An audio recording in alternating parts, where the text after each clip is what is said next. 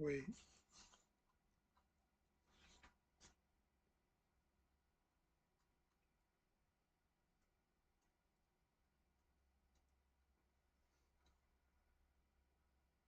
It says I'm streaming. Go over to YouTube and look, I guess. But didn't you want to share it on Facebook? Yeah, but it's Wasn't that the point of doing all that?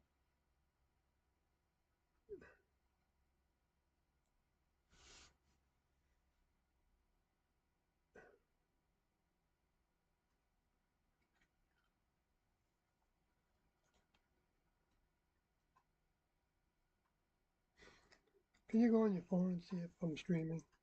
Sure. Because I don't know how to check it. Tick, tick. Hello, everyone. If you're out there, it's Why don't you I'm trying to use my OBS software, and you have to have YouTube up? in a way, I haven't done it yet. Okay, let me just bring up YouTube, right? Now, You are live as of 8:49. and you can hear me Well, I don't talking. know about all that. Hold on. And so I need to get the link out of here, right? So that I can put it on Facebook.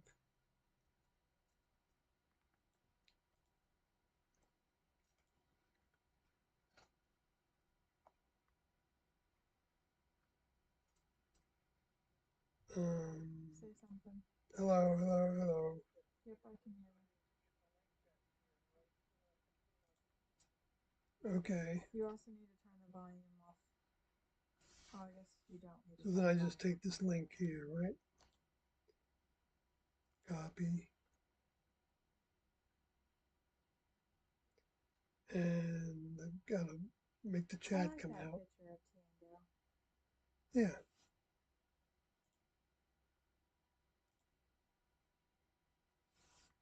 Hello, Finch.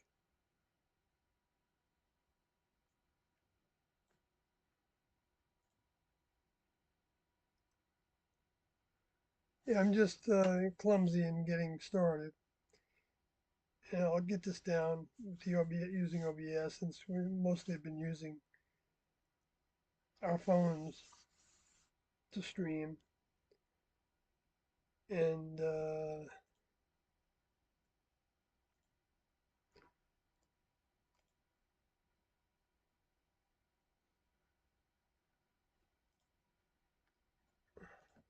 want to share this with Facebook people.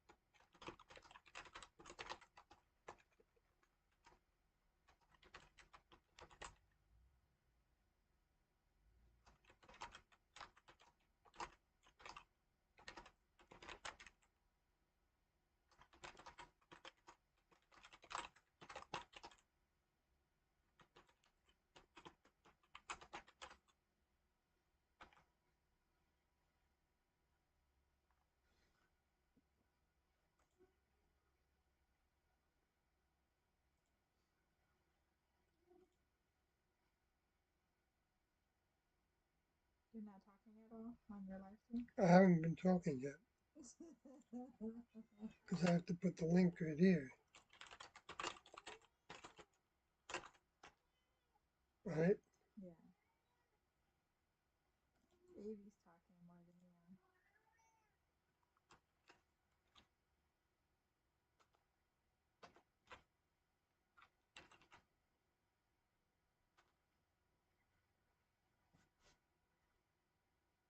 you are. Okay, that looks like it works.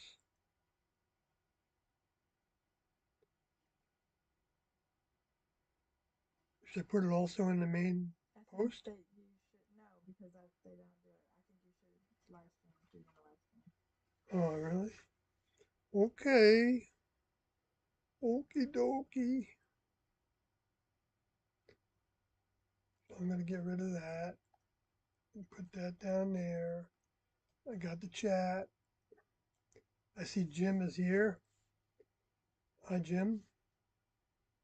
I've known since the fifth grade. It hit me like faith, I guess is the best word. I think it my service.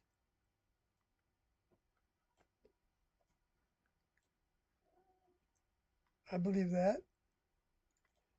Um, so so I put together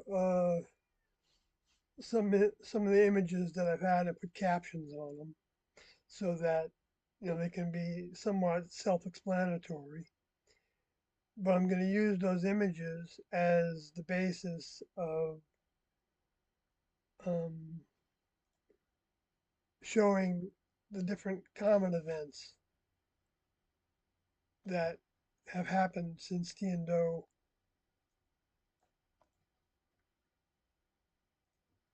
Why can't I make that smaller? I don't know. There's always something with this thing.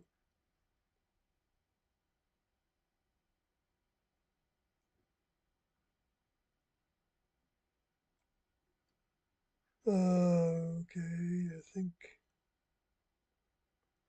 yeah, I'll have to look at doing that better next time. 'Cause I do need to have my sources available.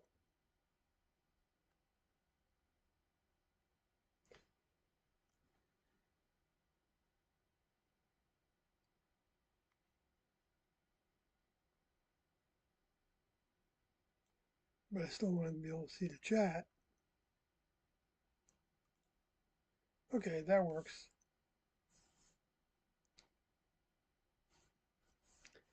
All right, so I've got the first image here. Um,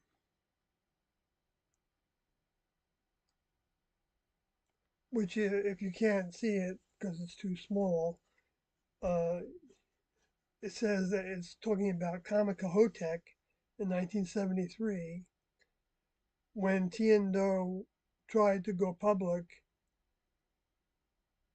which was the beginning of the fulfillment of prophecy of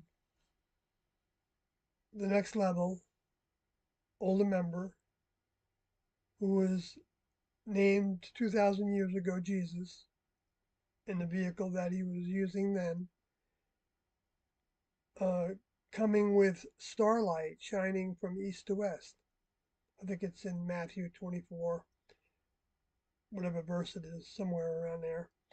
Um, it uses the word lightning, but if you look at the word, it's actually referring to aster as starlight. That's what it's actually literally referring to. So that was indicating that, and the best description of starlight that's strewn through the heavens, shining east to west, is a comet. Nothing else really measures up to that in the way that a comet does. Now, I also believe that since they said that it would be something that every eye would see, could see, because every eye is not going to necessarily see it if they're not looking in the heavens or watching the news when it's the time that it's happening, then they're not going to know about it. They're not going to see it. So the individuals that refer to that passage in Revelation that makes it sound like every eye on the planet is going to see this event. Um, Even if they see it, they're not going to know necessarily what they're seeing and understand it, so that all becomes an option. That's why Jesus said that you have to prepare your uh, prepare to see it. You have to be observant, but not observant of the physical world, observant with our minds. Well, no, it is the physical world, but observant with our minds is the primary way of observing. And Jesus talks about that with the parable of the 10 virgins who were preparing their lamps so that they could see. And I could go through that, entirely, but I'm not. I don't want to spend too much time on that part. Um, However, I can fully, bring this out. And this isn't religious talk. This is just the record books, okay? And so, if you have a problem with hearing anything that refers to that material, uh, that might be something you might want to try to overcome so that you can actually um, uh, um, recognize more of what those records were depicting and how Tiendo fulfilled it all. Anyway, so, and it's still being fulfilled. So,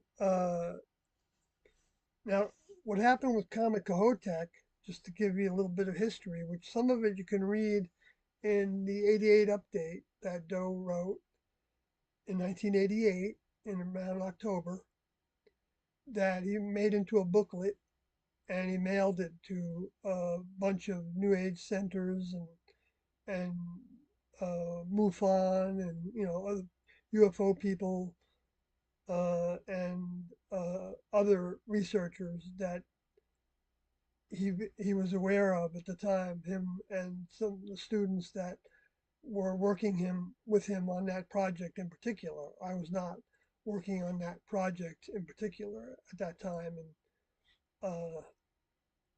1988. I was in the classroom, but I had my own tasks that I was doing, and I was just aware of what Doe was writing, and he gave it to us to read at the time. Anyway, so that book is in booklet, which is one document on the Heaven's Gate website, heavensgate.com. That's the original website, and it still has uh, what Doe and the crew designed it to be on its postings. And the webmasters of that are Mark and Sarah. And um, if you do want to talk to them, you can write to them at rep at heavensgate.com. And, it's up anyway, but I have no affiliation with them. In fact, they're suing me, and I'm not going to talk about that right now. But so, but the website is still there, and they've been keeping it up there, and that's been a service to T&O and crew, and so I'm glad of that. And anyway, so Comet Kohoutek came to perihelion, which is the closest point to the sun, in right around Christmas Day of 1973, which was almost to the day, well, a year from when Tiendo officially left their world behind in Houston and uh, and set out to learn what else they needed to awaken to and share that with people, which they started to do in earnest around February of 1973. And uh, and then come the spring, they recognized another big chunk of what they were here to do, having realized in February of 1973 that they were both from the evolutionary level above human. It's a physical kingdom. Members have physical bodies that they grow. They're not mammalian bodies. They're what you've seen as depicted as looking like an alien, but not like the pictures of aliens that most of us see with the head that's got huge eyes that, are so big that you could fall into them and, get lost in them. Uh, there's a lot of explanations for that, those images of aliens being ugly or insect looking and all that. But that may be the way some of the aliens look, but members of the next level are not aliens because they created this planet. So uh, it's like, so you can't compare them to the space aliens who were once had little limited uh, elementary tasks to do on this garden and perhaps other places, but ended up uh, going against their older members in their tasks, uh, and because of that, they started to separate from their older members, and the next level then literally cut them off, um, and decided to start a garden, start a new experiment to where souls would be given, they would be tested by um, giving them the experience of being in the environment where those space aliens were on Earth, and being subject to their influence and giving those individuals certain tasks. And that's the Adam and Eve story. And I'm not going to go into detail about that. There's a lot to say about it. Uh, and uh, and that beginning of the experiment wasn't the first humans, and there were previous civilizations on Earth, and even on other planets potentially. We don't know specifically which ones, because T and Do didn't have that information with them. They only had the information they needed to do the tasks that they were doing. So, and there's a lot of reasons for that that I won't be able to go into now, because each of these little things would take hours to really bring out. Anyway, um, so so Adam and Eve both uh, fell to their influence, the influence of what they called in the illustration the serpent, the space alien souls, including Lucifer as the primary space alien soul that fell away and brought with him, like Revelation talks about, a third of that classroom, that group of individuals that uh, were part of that previous graduation classroom. Um, so, in a previous civilization. So, uh, and because of that, the next level set into motion the whole process of uh, giving Adam and Eve and their offspring and the offspring of the offspring uh, all the human experiences they would need to have in order to return to recognition of their older members, and that this is a training program to become a member of a crew that's very real, an organization, a family, actually a realistic family of minds that are not in mammal vehicles anymore. They don't reproduce like humans do or animals do. They don't. They New members. It's their joy to offer new membership to those that show them that they want it more than anything else, and that they're willing to go the distance in learning all the lessons that are necessary by having human experiences and then recognizing that those human experiences weren't satisfying them. And so they started to thirst for what else there was.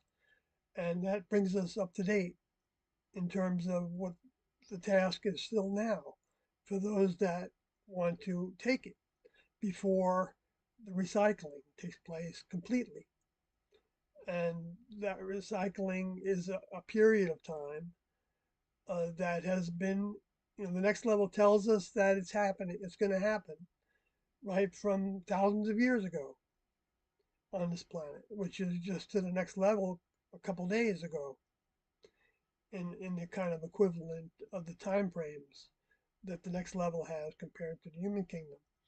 And so um, that's why it's been talked about over and over again.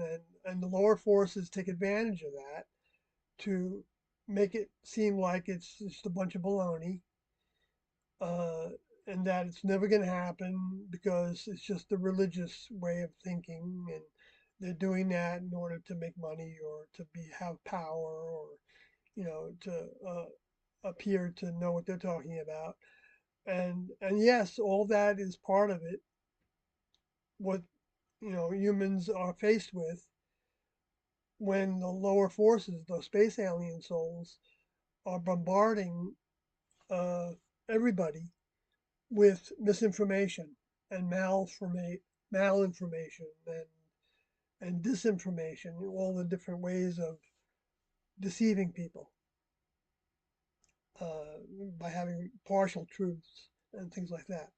So, which we see all the time in the politics and everything in the countries all over this planet, because they're all run essentially by the space aliens, and the people, the humans, don't know it. Some might, but for the most part, they don't know it. Anyway, so Comet Kohoutek, Tiendo just mentioned it. They didn't make a big deal out of it, but every time they talked about it, which they talked about in person with the class that I was a part of, so I got to hear that a number of times uh, together when they were talking, and then thereafter, Doe talks about it in 1975, no, 1992 and three, when he talks about when he met T in the Beyond Human series, which is also part of the Heaven's Gate book that's posted on the heavensgate.com website, and can be downloaded for free at the bottom of the book page. There's a tab there, or a link there, you can click it and you can download the text of that book in zip format, and you can open up the zip file and you'll see all the different files that are the documents within the Heaven's Gate book. And you can buy that book from Mark and Sarah. Just send a message to them at rep@heavensgate.com, because I don't sell it. Kathy and I don't sell it, and Carl Lodi doesn't sell it, uh, because we didn't actually do the publishing of it. They did the publishing of it, which was part of the task that they were given. And so that's where you buy it from. But you can have it for free and you can print it out yourself and do what you want with it.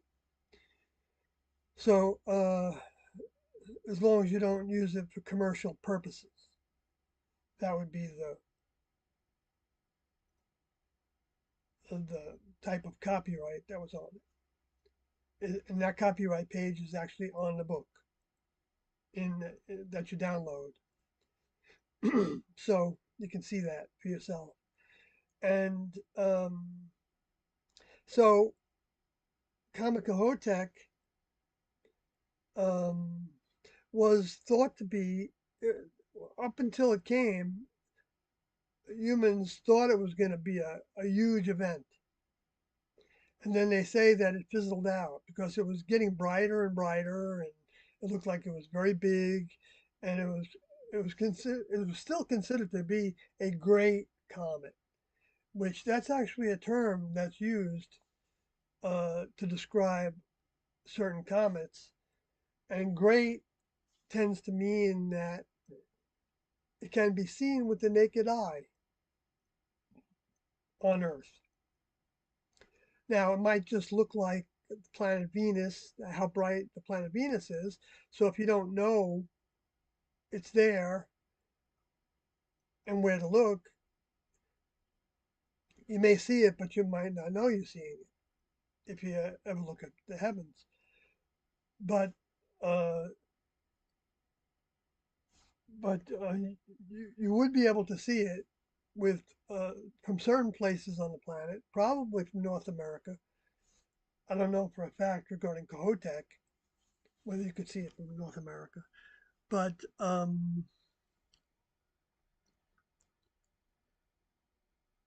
I'm gonna before I talk more about it though I'm gonna so that that happened with Comet Kohoutek when Tiendo had their the car that they had bought by pawning some of the jewelry that they brought with them after leaving Houston that they still had with them when they were in Portland area. Uh, they pawned that jewelry and they got enough money to buy a little car, but that car didn't last very long. It only lasted for some months as they were crisscrossing the country, sharing that they believed that they were fulfilling the task that was described in Revelation 11 as the two witnesses, even though they didn't talk about that much and they didn't really like talking about it because they never liked when they would hear people say that they were some biblical figure like Cleopatra or somebody like that. Because they were, how could there be so many Cleopatras, and how many two witnesses are there, and how many Jesuses came back? It didn't make sense to them, so they hated really depicting themselves that way. And there's a little story that I'm not going to tell, but you can go to the 88 update and you can read about it regarding that. So next, so their car broke down as they were headed towards St. Louis, Missouri, and they somehow got into St. Louis, Missouri, into the city limits, I guess, and they felt like they needed a car, and they felt like, okay, well, what if we use one of these credit cards to rent a car? Because Doe had credit cards. I don't know if T had credit cards at that time, but he had some credit cards that he left with, but they hadn't used them for almost a year while they were on the road. They did use a credit card while they were on the road that was given to them by uh, the first individual that was, to some degree, a student, um, who they met when they were doing a little bit of a public offering in Houston, Texas. That was initially called the Christian Arts Center until they got kicked out of that church where they were doing that in the basement because they were exploring things that the Christians there didn't want them to be talking about in the church because they were looking at all the religions and things.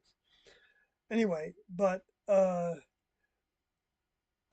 then they started a little group called No Place, KNOWPLACE, and they had each of those little groups for a couple months, and they would, have talks and do different things related to, trying to, for them, it was trying to figure out what they were to do because they didn't have that consciousness right away. It took them months to arrive at the full consciousness of what their tasks were. And um, so when it was January 1st of 1973, they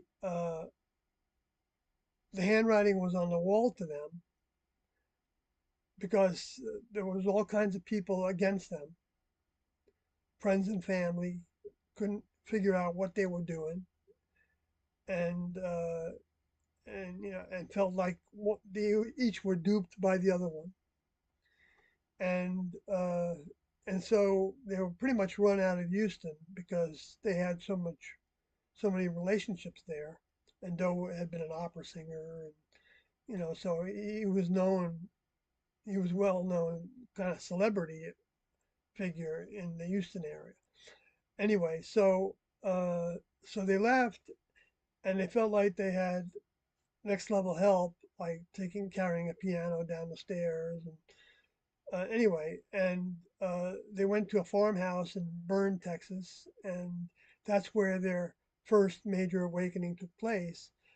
And then they got on the road, and like I said, uh, learned more, and then ended up renting the car in St. Louis, and uh,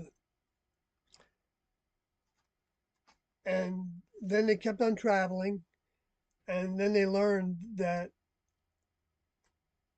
they used a credit card for gas that was given to them, but they learned that there was a warrant out for their arrest because they didn't return the rental car when they were supposed to. Instead, they sent letters to the rental car company saying that they would pay for it and they would take good care of it. And in their minds, they thought that the next level would find a way for them to pay for it. Um, and they feel like that was a mistake, but at the same time, they felt like it was instruction to make that mistake, which is an interesting idea. Um, anyway, I'm going to move on. And uh, so, so what happened then is they went south to Brownsville, Texas, and they felt like it was time to go public. And so they went to the newspaper, and and they said they had a big story, and they would call them on the telephone at first, and so the reporter then thought it was about a drug story, that there was some kind of so he contacted the police, and the police went to the hotel where they were going to meet the reporter, and uh, you can read about this in the 88 update, so I'm not going to go through all the details of it, but they ended up being arrested, and uh, and then after some months, the charges against T using the credit card were dropped Well, after because they were you're skipping over that. What happened after they were arrested? well, T was in jail and Ado went to another jail, and then the charges were dropped for T, and then T then Doe was transferred to St. Louis. They were arrested where again? They were arrested in Harlingen, But they went to a Texas. Brownsville prison. Yeah, Brownsville jail. Right. It wasn't a prison. Right, jail. Right. It was a small place. Anyway, and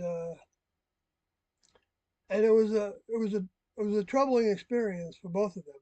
They they always thought of themselves as law-abiding citizens, uh, and they were, and they took that. It was very hard for them to experience that, but they rose to the occasion, and the charges were dropped by the rental car company against Doe for renting the car and not returning it when he was supposed to. And when they got their car back, And but then the district attorney of St. Louis, according to Doe, was trying to make points for reelection, and took up the case of T and Doe because it was a very unusual case. I mean, they gave their Sanskrit names that they were given by this Buddhist monk named Norbu Chin while they were on the road before that as their names. And uh, this was an unusual case. And so this seemed like a slam dunk for, to make into something, I guess, by the district attorney. But by the time it got around to making a plea deal for the case, Doe had spent 6 months in jail. And so he was told that he could go to trial, and they don't know how long it would take for him to get out of jail, or he could plead guilty and take the plea and get out of jail right away because the charges would have been 4 months in jail for that offense. And so he decided to take the plea and get out of jail right away. and uh, and so they let him out of jail. And there's a lot more details to this that you can learn in the 88 update, actually, and in the Beyond Human series, probably in session one and other places. And there's other places where you can learn more about it, but I'm not going to get into that right now. But anyway, uh, so he left. So he left jail, and T had been working in Houston as a nurse, where she worked when she met Doe. It was not a psychological institution. She was a nursery nurse. She took care of preemie babies and babies, Preemie. preemie babies and grown babies. Born, helping them survive to go home with their mommies and and daddies if there were daddies. Anyway, but uh, she was making money to pay for the lawyer fees, and then they got together again, and they went. And while Doe was in jail, he wrote Statement One, which then they took and they went to Ojai in California, and they typed it up and mailed it to new age centers, and one of them responded, and they gave them a way to get in touch with them, and wanted to hear what they had to say. So brought them over to uh, North Hollywood, California, where a meditation group wanted to hear what they had to say beyond what was in that statement one. And as a result of that, they ended up having students that they didn't really want to have initially. They thought they were just going to share information town to town and go to the next town. But then when individuals said that they wanted to join them, they felt like, well, I guess our names are Bo and Peep, and because now we've got sheep. And Doe was Bo, and Peep was T. Those were T and Doe were the lame names they took later, some years later. Anyway, uh, so then they started having public meetings, and the press picked it up and called them the UFO cult. And that's a big story, but that giving public meetings ended about 9 months after they started. And uh, and what the way they ended was the next picture that I've got is related to, I believe. Let me see, where is it? I'm going to turn off Kohotech, turn on Comet West, which my caption says Comet West, March 1976, marks Tiando's end of public first harvest, starting the classroom in Wyoming at the Vitavu which is an Indian word for earthborn, a rustic camping area, no facilities, where we ended up gathering after being split around the country in 5 or 6 groups, holding public meetings, giving public meetings. They told us what was happening was it was April 21st, I believe, of 1976, and T and Do had been giving public meetings themselves with a small group of like 6 or 8 students that were traveling with them. And they were talking at this meeting in Oklahoma City, I think, or in Manhattan, Kansas, I think it was. And and they uh, and they were being heckled. And I don't know if that was the first time they were being heckled, but this time the way I understand it, stood up and said that the harvest is over, the meeting's over, and uh, and left that meeting room. And and then they told the other groups to finish up the meetings that they started, and and that period of time of giving public meetings was over, and that all the individuals that um, they felt were ready for this step of leaving their humanness behind by entering the process of changing over their body physically and mentally into being a body and mind that were only dedicated towards becoming members of the evolutionary level above human, and uh, had been gathered already. And so we went through a lot of lessons, but we ended up gathering in Wyoming. And this was, we gathered in Wyoming in July of 1976. So it's interesting that it's March that Comet West came about. And it's also interesting that Tino didn't talk about Comet West that I ever heard. Um, but they ended up, but they did take names because they didn't even use their real driver's licenses when they were driving around the country. Because when the news broke in the mainstream media that they were these cult leaders that were claiming they were going to take people onto a UFO to leave this world behind, uh, they weren't exactly popular for saying that. So they didn't want to be interfered with, and so they tried to stay, you know, try to do everything within the laws of driving so that they would never be stopped. And but they ended up using the names Jason and Shelley West. And Doe used the name Jason, I think. He used probably other names too, and T used the name Shelley West as their, and they tried to appear as if they were like a married couple so that they'd be normal looking, right? To people that would, Check them in the hotels and campgrounds. yeah, checking into hotels and campgrounds. And but most of the time they were spending time living in campgrounds in a tent.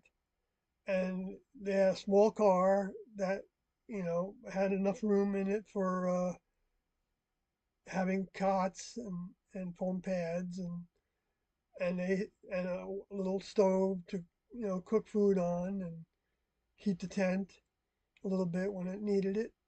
And uh, and so that's the way they were living for all those months that we were on the road until we got to Wyoming. And we all were doing the same thing. We were in tents and whatever tents we had brought with us, or they outfitted us with. If we didn't bring any money or camping gear, which they told us to bring with us when we joined, um, or cars, because they were on the road giving meetings, and so they needed that kind of facility to do those jobs. And but if we didn't have any money or didn't have any camping equipment or sleeping bags, then they took the from the money that was donated to them and they bought those things for us. And so they outfitted everybody, and in the beginning there, there ended up being like about 100 individuals in Wyoming at that time that gathered there. And but there could have been double that joined and stayed for a while. I know a number of individuals that joined but didn't make it to Wyoming for one reason or another during that 9 month period. They dropped away. Anyway, so Comet West, to me, Comet West also had another characteristic that was very unusual. You can see that image of it, and it's got a huge tail, that's very expansive. And uh, Comet West divided into two at one point, and then some days after that, those two parts divided into each divided into two parts, so that there was actually four objects that were considered to be Comet West. And they didn't say that they disintegrated. And there's very little information there in on Wikipedia about Comet West. And I haven't really done an exhaustive research of Comet West. If anybody ever does that to find out, everything they saw and gets any pictures of the four objects, I'd like to see them. I just haven't put the time into it yet. But so to me, that was marking the end of the public prophecy time of Tiendo. Because according to the two witnesses prophecy, even though Tiendo weren't abiding by that, they didn't do anything. They didn't do anything based on the records in Revelation or of Jesus or the Old Testament. They they were taking instructions from their older member who was not in a physical vehicle because they had a mental connection with those individuals, and but it wasn't a mental connection that was like a voice in their heads that told them to do this or do that, or it was something that they had to figure out whether it was coming from the next level or coming from a space alien source or discarnate, a dead human that was putting thoughts in their heads, because that's what the normal humanity is. It's we're vehicles, we're plants that are subject to all the thoughts and genetic mind and genetic physical mind in the cells uh, over many generations. And the space aliens are minds that have the ability to actually transmit to humans their thoughts. And that movie They Live is kind of good to depict that kind of thing in a science fiction kind of way. That's not necessarily accurate.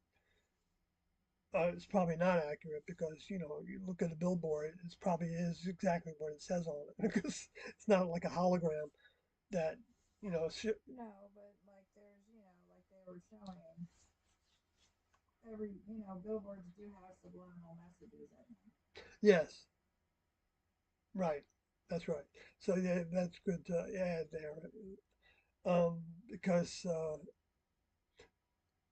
They the put movie things was in there to make you want to buy stuff. right, right. They'll put like what was considered to be a good looking female next to Mm-hmm. the car, and Wearing attracting you tight to that. clothes. Yeah, right. Tight clothes, and you're right. Give you the idea that if you get this car, you're gonna get the gal. You know, whatever it is, right? So yeah, so subliminal messages are in all advertising. Well, maybe not all, but a Pretty lot of much. advertising. And so so in a sense, it's actually the same thing with the space aliens. They try to entice people to remain human and to not question reality, and only believe what they give the mainstream to believe. And that's why the media ends up beating the drums for the wars, because they're taken over by the governments and the corporate moguls and the warlords, so to speak, or the feudal lords, modern day feudal lords, and the families that are wealthy families, the Illuminati, whatever you want to call all those people, uh, by the space aliens, and they're in vehicles, and they've been hybridizing human vehicles from their genetic material and combined with human genetic material. And in whatever ways they do that, even using human sexual reproduction methods by abducting humans and extracting that genetic material and then putting it together, and trying to grow babies and doing all the things that they do, but which are not next level ways of doing it, because next level doesn't have sexuality. Are you gonna get to the chat or? Sure.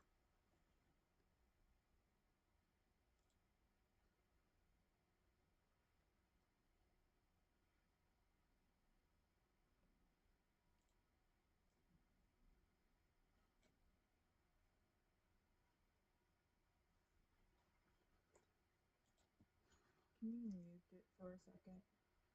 Yeah. How do I do that?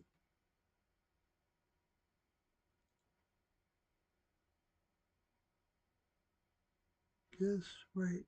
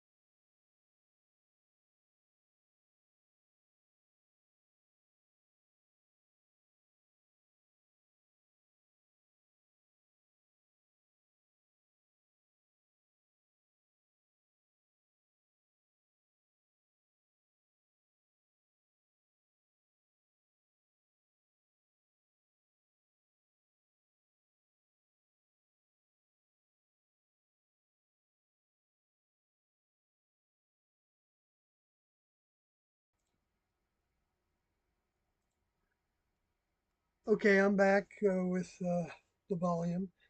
Um, and Jim says I may have to catch it later. The tonnage of He's just stuff. telling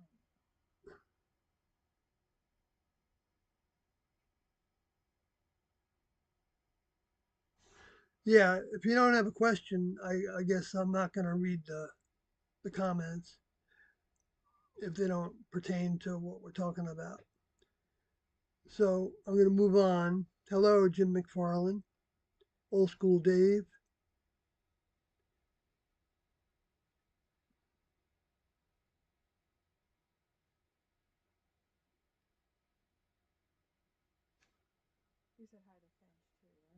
I did say hi to Finch. She was the first one in here.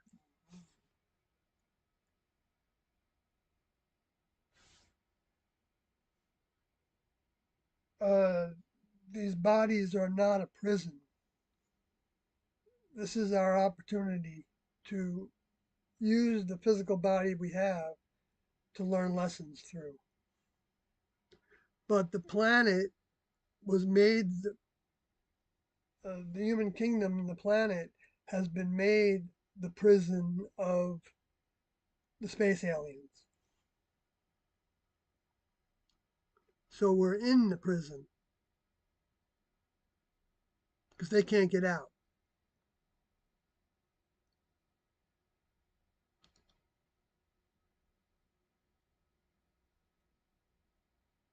Okay, old school Dave has his glasses. Because about from they live. Yeah, right, right. So he can see now the truth. I got you. Jim says, I don't understand the soul trapped in the human body. Okay.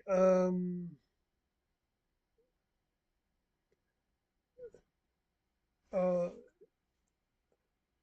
a soul isn't trapped in the human body. The human body is the opportunity for the soul to grow through the use of the human body. But if the soul just, uh, if the human body gets its way to do everything that it wants to do, then the soul's not in charge of it because the soul doesn't have any human behavior. A soul is given to a human body by the next level. So the only way you can evolve is by growing the soul, and Tiando is the only pathway to growing the soul um, at this point, even though the religions have parts of that process in their record books.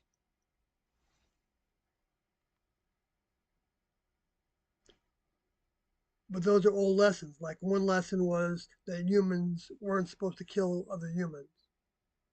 So that's a lesson. And for those that don't look at that lesson and try to stick to it best they can, then they're not learning that lesson, and so they're not growing. They're not going to evolve. Evolution isn't regarding technology. Human technology is primitive to the next level's technology. That's why we don't know for a fact that the next level exists from the casual appearance. Yusef Sawyer, did you get depressed when the Heaven's Gate members passed on? Because a lot of people usually become depressed when their loved ones pass on. No, I didn't get depressed at all. I didn't think for a moment that they were dying. Their vehicles were dying, but I knew that they were not those vehicles. They were those vehicles to the degree that they took them over, and those vehicles cooperated with them taking them over. Uh, but that didn't change. Their souls were growing with those vehicles. And so I never felt for a moment uh, um, that they left. I mean, yes, they left the surface of the planet and they weren't seen by humans after that, but I have no doubt that their souls were either walked or glided or somehow got onto a spacecraft that was a physical spacecraft that was in that environment, maybe even right on top of that mansion over in Rancho Santa Fe.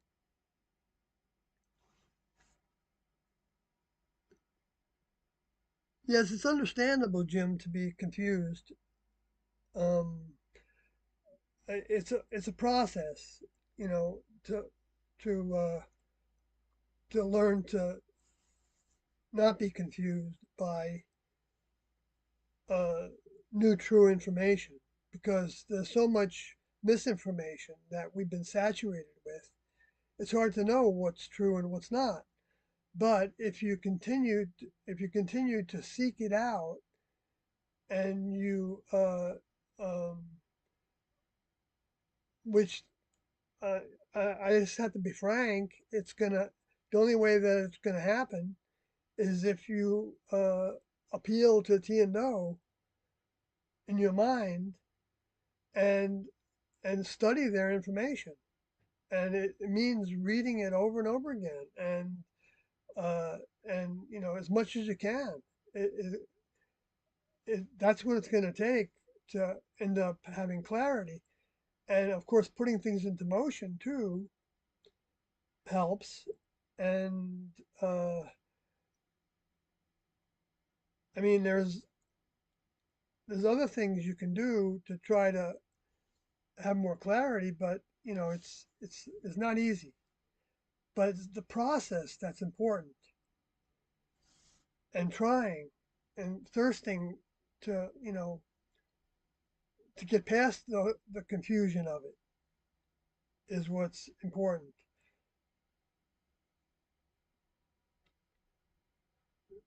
So I guess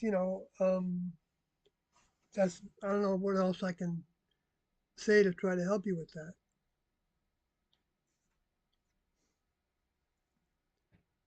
Do you sometimes regret that you didn't go with them?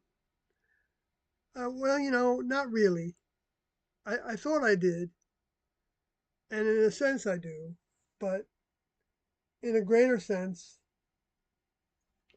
I feel like I needed what's happening now. I'm not saying I'm doing everything right now, or I couldn't be doing more, because there's always more. But the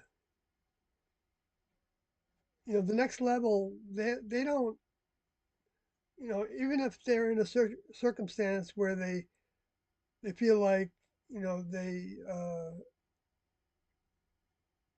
could have done better, they don't linger on that. They move ahead and they make the experience into a positive. Uh, I've recognized since I left that there's a lot of things that I still have to learn, and I am learning some of those things, and so uh, and I'm still able to provide service to T and O, like everybody can.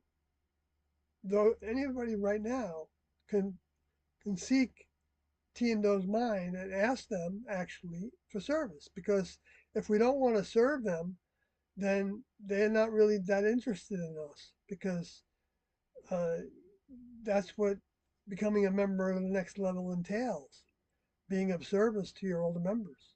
This is in the religions. All the religions talk about service to God as being the ultimate service, the ultimate thing to do. By the next life, does that mean the afterlife?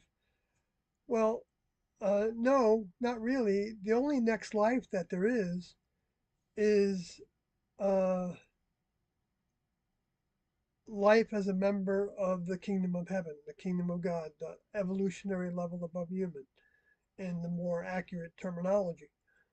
And now that doesn't mean that when we lose these vehicles, these bodies that we have now, that we won't have another, that the soul won't be taken by the next level what, to whatever grade level it rose to, and given an opportunity to be in a new incarnation, a new life. But it's not the ultimate life.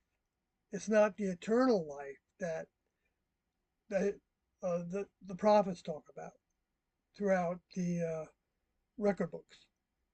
Uh, that eternal life doesn't exist until an individual actually graduates out of their human existence and doesn't need to come back again to have another experience in the human condition in order to grow, to have the strength of mind to overcome all the characteristics of the human condition with the influence of the space aliens, those demons, that are trying to get us to do anything but conquer the human condition. That's what the overcoming process is. Then Jim says, Yusef, oh, okay, he's trying to answer Yusef's question, but one thing, Jim, that you might want to consider is that if you're confused about things, uh, you might not want to try to answer questions that others have, because one of the things that can be hard to overcome is thinking that we are something special, that we have some understanding uh, that others don't have. Now, see, I don't believe that I have, uh, or maybe it's a trap to want to be somebody that has the answers. Uh, but it's not a trap to recognize those that do have the answers, have enough answers to learn about where they got those answers from. Because I got the answers that I got because of my experience with Tiendo. Not just listening to them, but trying my best to put things into motion that they gave us. And because of that experience of putting things into motion, that I saw that they worked. It worked what they were saying. The things that they were talking about ended up. I know that they built my mind to actually have recognition of things that were more real. And it doesn't mean I depend. It doesn't mean that I have a complete. I don't even have a complete understanding of anything really, because it's always a process of learning more.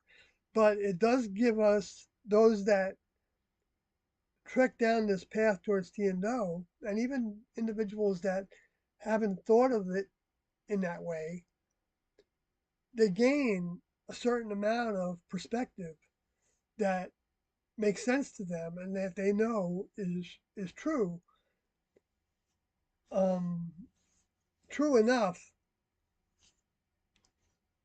to where they have a certain amount of what's called faith in what's above the human kingdom, and you can call it God, you can call it, you know, uh, the kingdom of heaven, or other terminology in the other religions, because all those religions came from the next level. So, right, it is a classroom. Uh, I What was mean, Yusef's question? by the next life, does it mean the afterlife? That was Yusef's question? Yeah, Got it. then, so yes, it is a classroom, right? Because we're in a training program. It's not The class everybody's was in not a training program. right. The class is in a training program, but every person that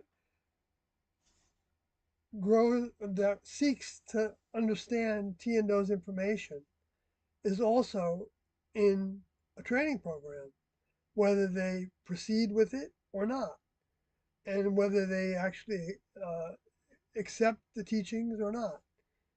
Well, if they don't accept the teachings, then they're dropping out of the training program. But that doesn't mean that they still don't have human experiences that they can learn lessons from that can actually prepare them for being in the training program consciously. That's the big difference. That the more and more we recognize T and those minds, the more and more consciously we are in the training program.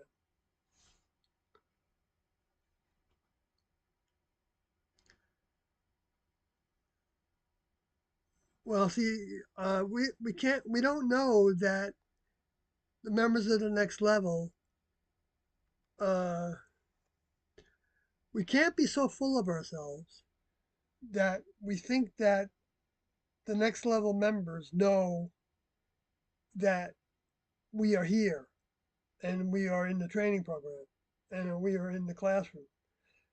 We have to reach out to them to ask them for that help.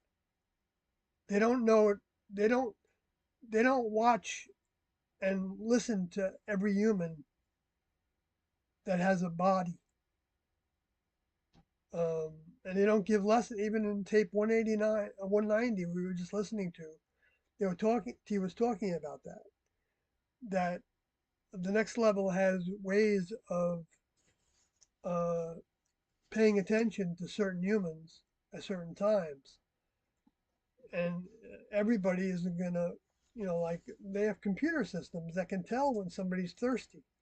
Like if you really, really, really, really want to know the truth, and you seek it out and you ask for it and you project your mind to the highest source you can imagine existing in the universe, and you want to know, ask the question: is Tien Do the highest source in the universe? And you want to know, they will help you know that. But you're still going to have to go through an enormous program and a lot of opportunities to learn that for yourself, because it's not a matter of being given some kind of a switch that all of a sudden now you know everything, or even know much. But a little bit for the next level goes a long way, and they will help you if you ask for help and they feel that you're sincere.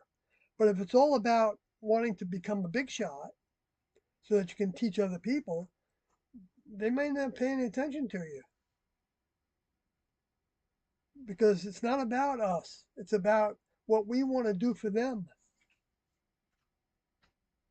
It's not about what we do for other humans.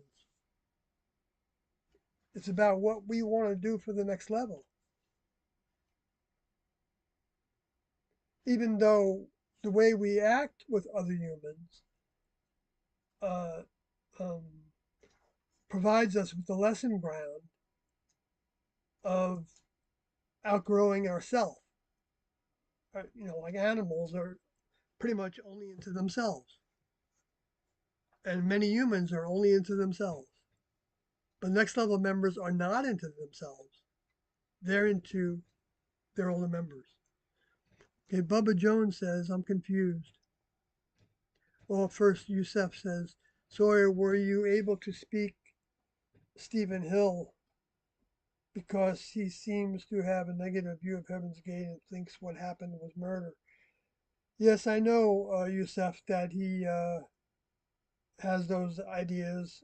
I've seen some of the interviews that he's given.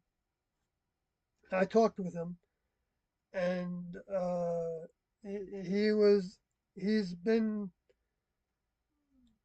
he's been through a lot, and he's listened to some very negative voices, I believe. And I don't know if he's still thinking that way, uh, but that's his choice, his pathway, because there was no murder. There's no evidence of murder. It's only the opinion of a few people that call it murder, and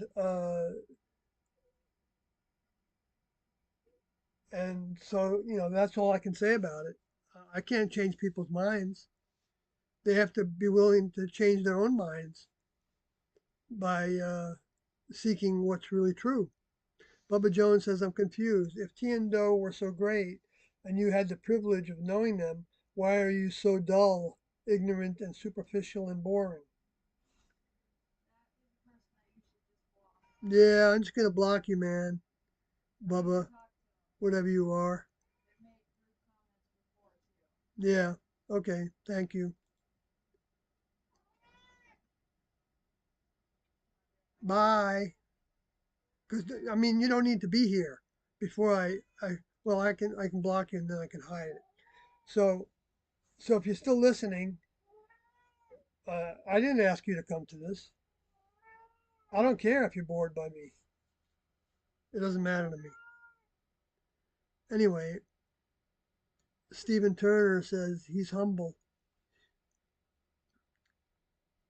Um,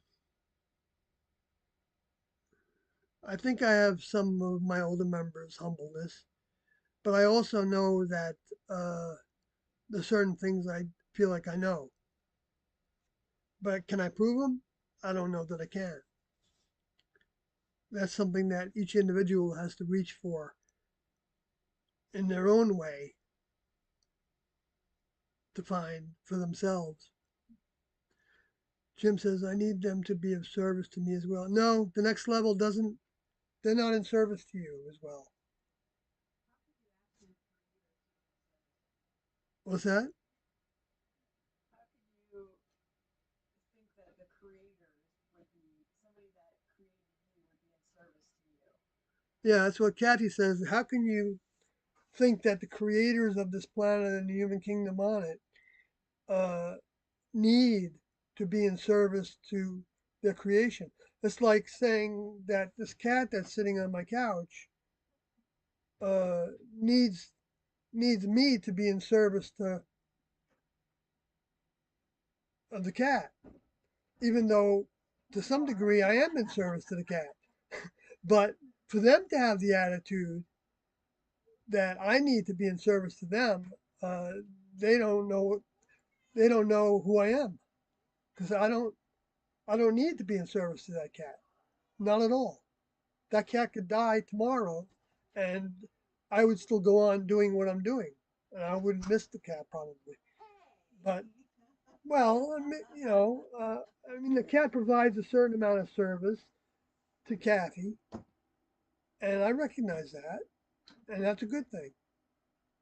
You know, I don't have any objection to because domesticated animals are showing that they are outgrowing some of their animalness by wanting to, like for instance, Evie doesn't want to hang out with other cats, and and uh, and she requires very little really, but she can be annoying as well.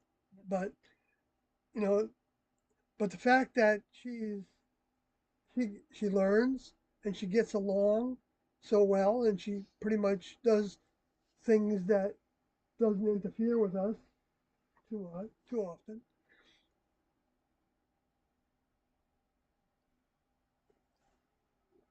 shows me that there's some mind in that kitty cat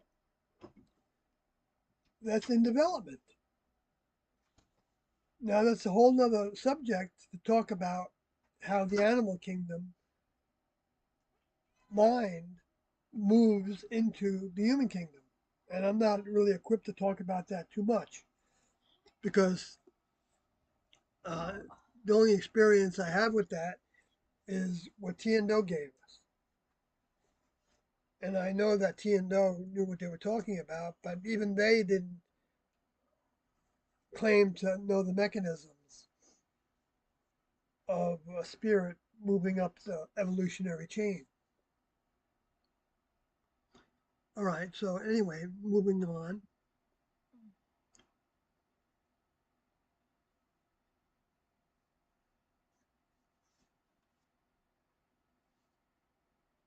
Right, and you were saying that you need them to be of service to me as well, and that they are through me.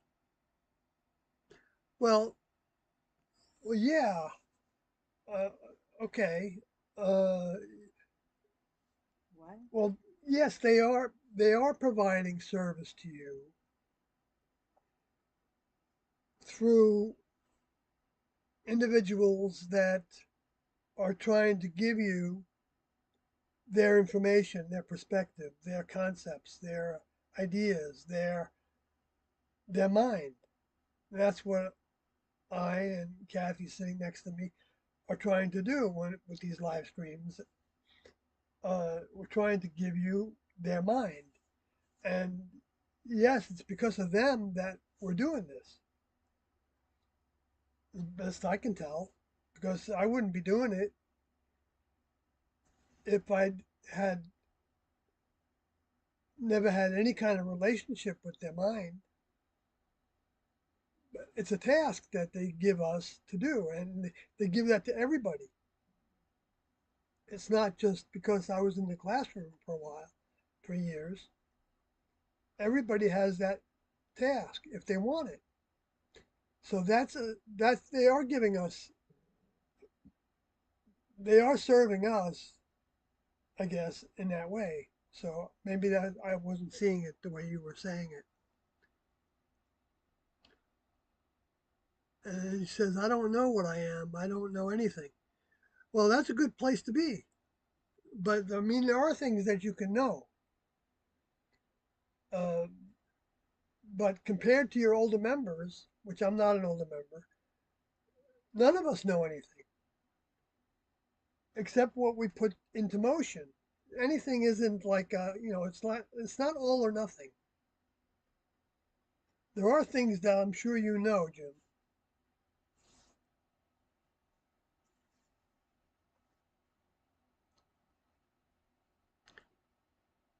but it's in comparison to our next level older members that we can make any claims of knowing something. Because I mean, a human can know that if they do this and this, they mix these chemicals together, this is going to be the result. Okay, if you drink pints of alcohol, you're going to get drunk. Okay, those are things that we know. I mean, there's a lot of things like that we know, right? But um, but there's a lot of things at the same time that we don't know. Most things we don't know. I don't know. I don't want to go into too much detail with that, the analogies and things, but that's because I do want to move on. Are there still any Heaven's Gate members from the '90s that are still here now? Well, the group that was called Heaven's Gate, they're all gone. There are no members of that classroom, that group in particular. There are former members that were students to T and Do before they even had that name, Heaven's Gate. I'm one of them, and there are others. And there are some that don't ever talk publicly, and some that don't believe that, or believe that they were T and Do were somebody special, but that Do got off track by leaving by their own hand.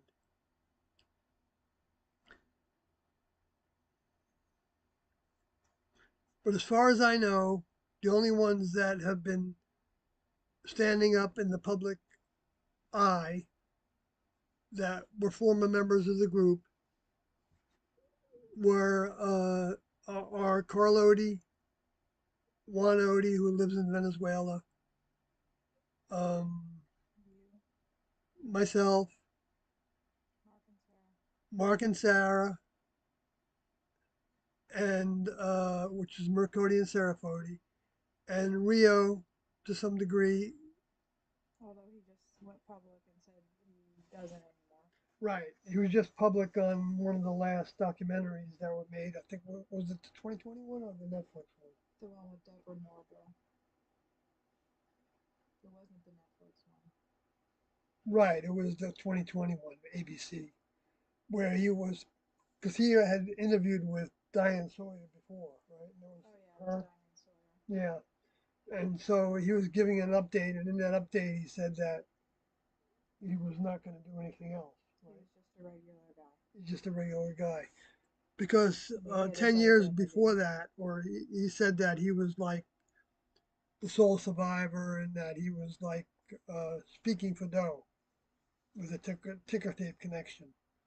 He said in whatever it was, whatever year that was, where he said those things publicly.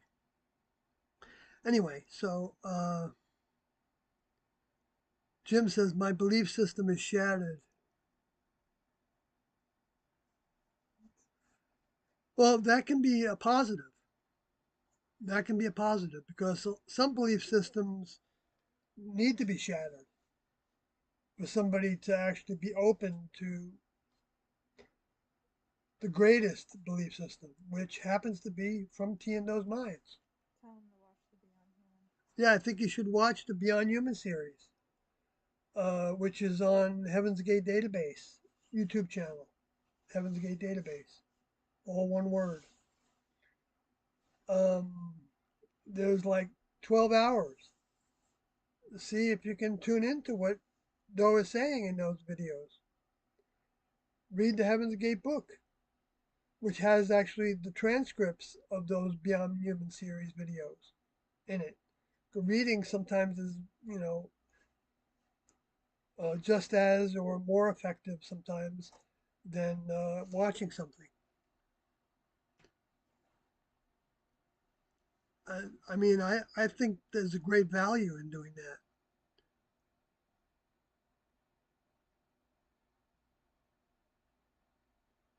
Bartlett Ferguson says, I've never experienced God or anything supernatural, which makes it very difficult to have faith that others truly have experienced those things. All I have to rely on is my experiences. Well, before I joined the classroom, the group with T and Do, uh, I didn't really know that I had any experiences with anything supernatural. And I didn't really believe in what the religions entirely were saying. I mean, I rebelled from Catholicism and I was more interested in science. But I had a sense that there was a reality to things that were considered to be spiritual or supernatural. I just didn't know really where to put them. So you don't have to have anything like experiences like that because T and Do weren't supernatural. I mean, when somebody doesn't know that an airplane exists, if they saw something flying in the sky, like in that movie, The Gods Must Be Crazy, and a Coke bottle fell on them, uh, and they thought maybe that was some kind of new big bird of some sort with a roar. Uh, they don't know that that's actually a technical instrument that was built by other people that had the ability to build it. And so the only thing that separates supernatural from reality is learning what the technical reality of something is, or what's clinical. T and Do talk about through their tapes that things are clinical.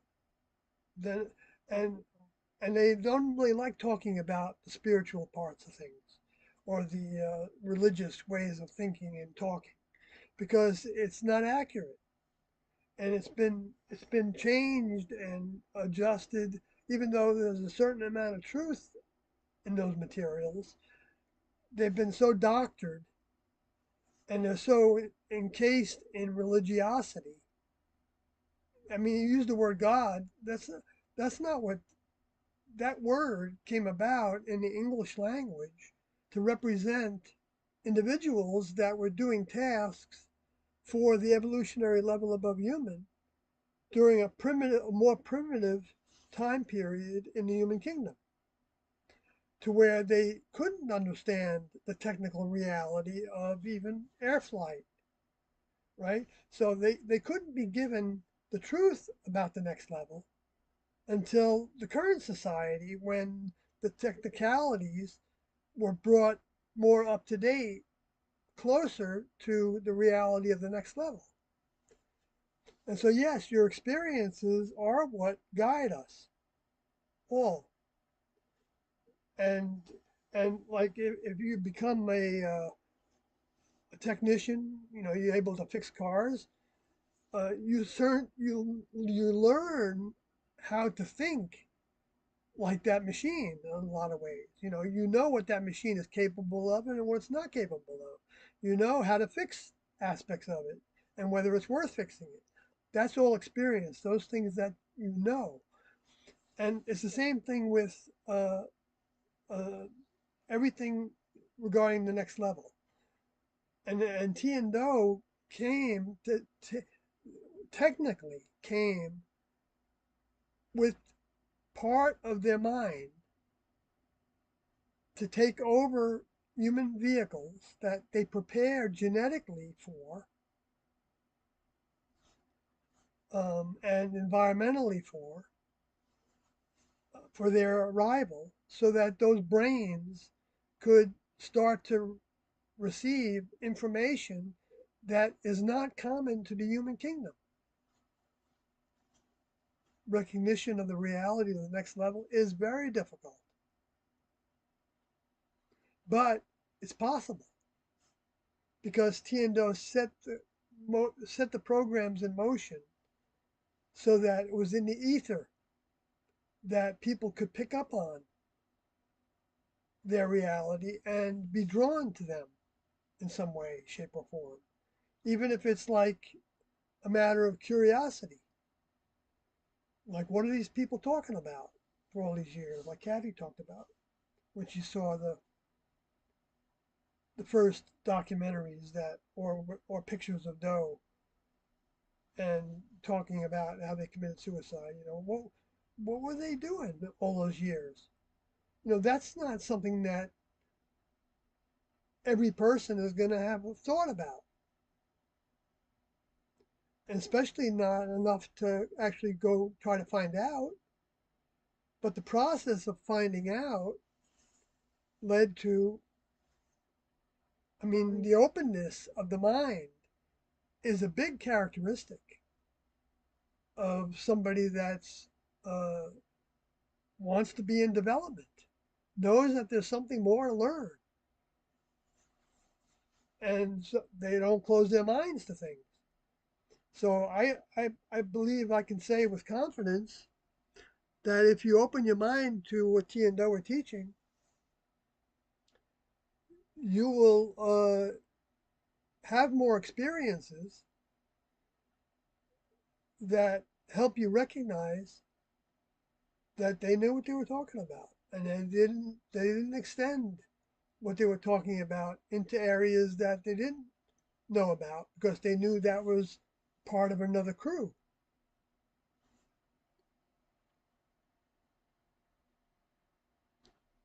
You're not going to be led to suicide, but to leave the human kingdom, uh, take an evolutionary step, uh, means changing. There's no way to not change and become closer and closer to the grades in school that lead to a graduation. Whenever that takes place, it could be hundreds of thousands of years, Earth years from now, or it could be 10 years from now, because the next, or 20 years from now, right? Like, I don't know if I want to talk about that now, but I did put an end of the world kind of thing in here. But there is an end to the cycle, like Doe said. And the people that criticize Doe for saying that, and saying, oh, it didn't happen yet, so I guess Doe wasn't correct. But they're not on his time frame. And maybe you should be glad that it hasn't happened yet because you still have opportunities to grow. But if you think that there's nothing to grow towards, well, that's a choice.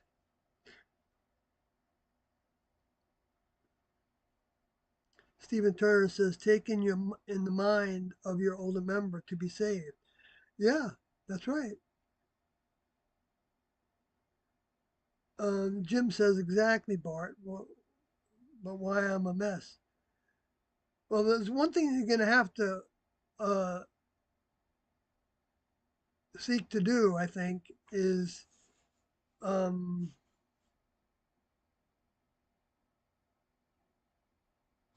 well,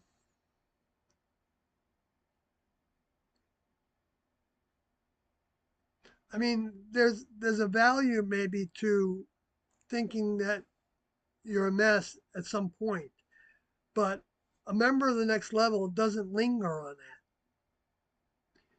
and they're willing to start from scratch in their minds, and and and send any negative thoughts away from them. Like saying that I'm a mess, you're actually reinforcing being a mess. It's like once an alcoholic, not always an alcoholic, even though you still need to put into effect the choices of not being in putting yourself in a situation that could stimulate that alcoholism coming back. But but you're not, but you do outgrow it. But while we're in the human vehicles, our human vehicles are still going to throw us programming that we accepted in the past. And we have to learn to actually uh, change that programming so that when you hear those words of "I'm a mess," you could say, "I'm not a mess anymore. In fact, I'm starting to see that I can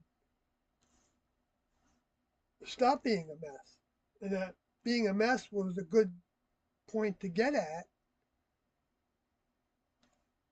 because it's like recognizing that the human kingdom's thoughts and everything about them uh, is not the place to arrive at.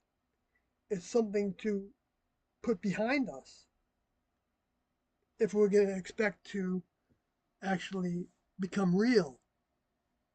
And becoming real is becoming a member of the next level. And that happens in degrees.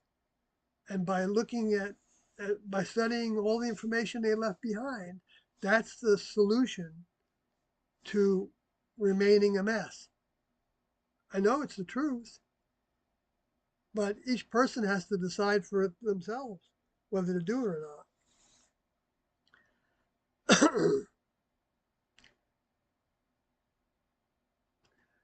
Yes, people will think you're crazy, and sometimes, we can be pretty crazy thinkers. And that's not a bad thing. And it's not a bad thing, but don't act crazy.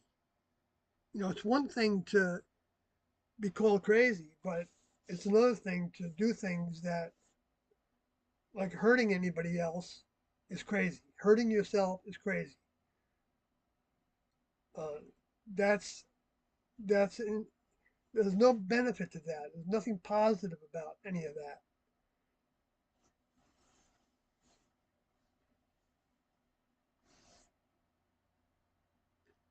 But yeah, the ideas of space aliens being real and where they came from and all that, and Tiando actually not being what the media has tried to make them into, um, that's seen as by people, and that spirits exist, dead humans, and that, the whole list of things you could say that a lot of people think is crazy. But boy, They're missing out. they're missing out. Yeah. Are you still friends with all former students of T and Do? Uh, well, yes and no. It's degrees of friendship. I mean, uh, we don't chit chat. We don't do anything like that. Unless we have a task to do together.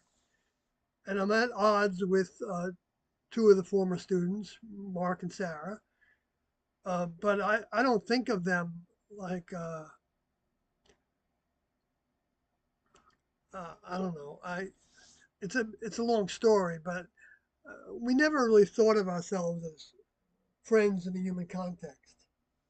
It was comrades or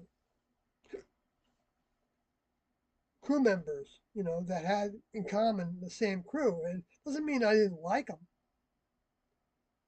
There's things I like about Mark and Sarah, and there's things I don't like about them, and there's things that they might like about me, and there's things that they don't like about me, probably. And the same with other members of the crew that were former students. It's not like cut and dry, but I respect them that they believe in T and Do. That's a big thing to do, to actually stand in their defense, or to be seen by the world as supporting what much of the world thinks are the biggest crazies that ever existed. That's a big thing that we have in common.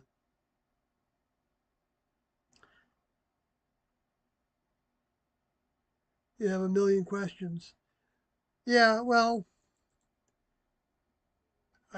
sometimes you have to learn to calm your mind, and Tiendo gave us meditations for that. And you got uh, sometimes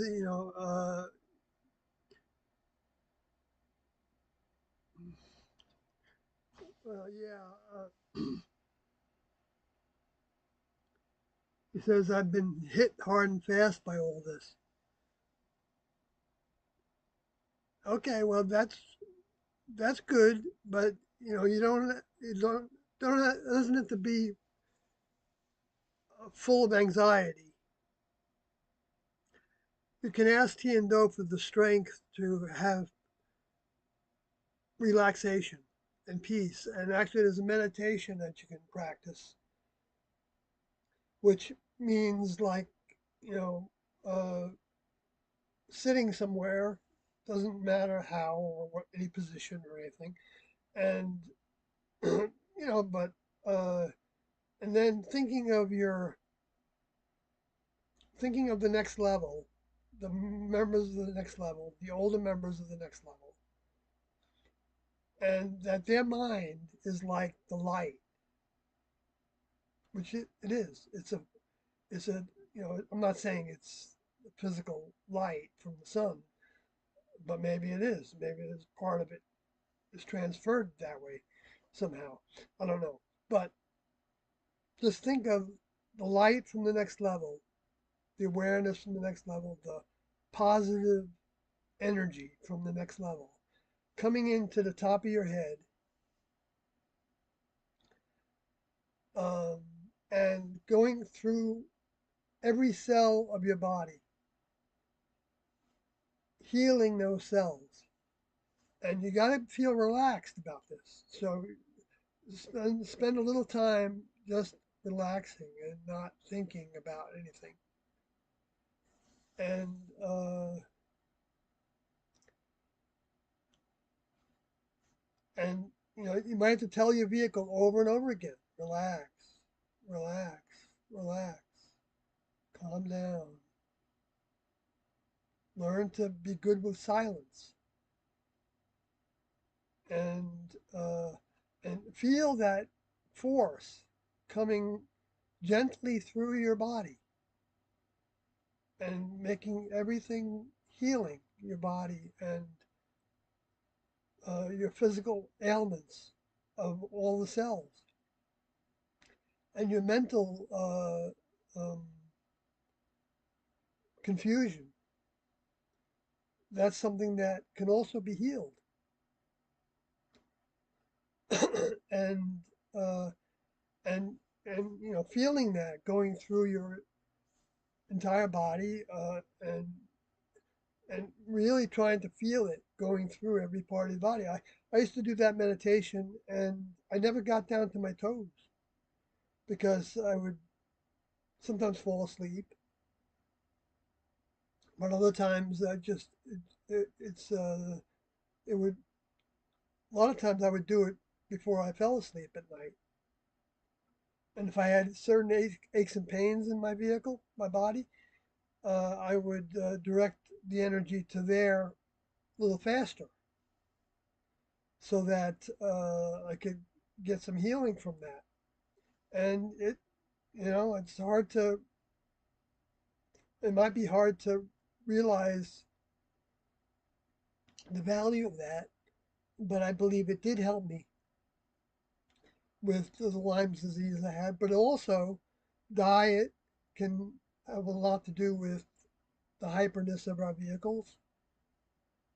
And there's a lot of cleansing that can happen with that. And if you look at the Transfiguration Diet book that Tiendo wrote, you'll find a transition diet to a very cleansing diet. And that book is available, I think, on Amazon, called The Transfiguration Diet. Tiendo wrote it with the crew. I was there at the time. I was a guinea pig for it. And I learned a lot about diet from that experience of years.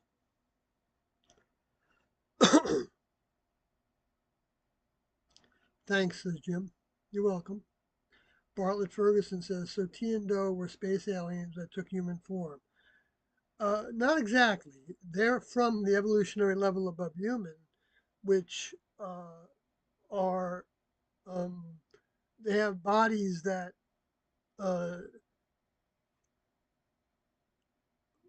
look to humans as equivalent to what space aliens were said to look like. But space aliens are the fallen, the ones that went against the members of the next level. Because the next level members created the planet and the life forms on it. All the life forms from the mineral kingdom. And doesn't mean that they did it like with, they did it technically. The way that humans learn things step by step, they learn things step by step as well.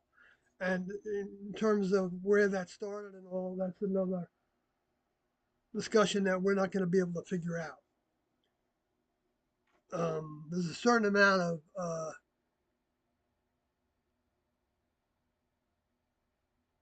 things that aren't really relative to what we need, like where they came from. But we would understand more about where the oldest member of the next level, which T&O called the Chief of Chiefs, not really oldest in time, but oldest in experience, where that individual came from. We wouldn't understand more about that until we became a member of the next level because our brains aren't capable of understanding it.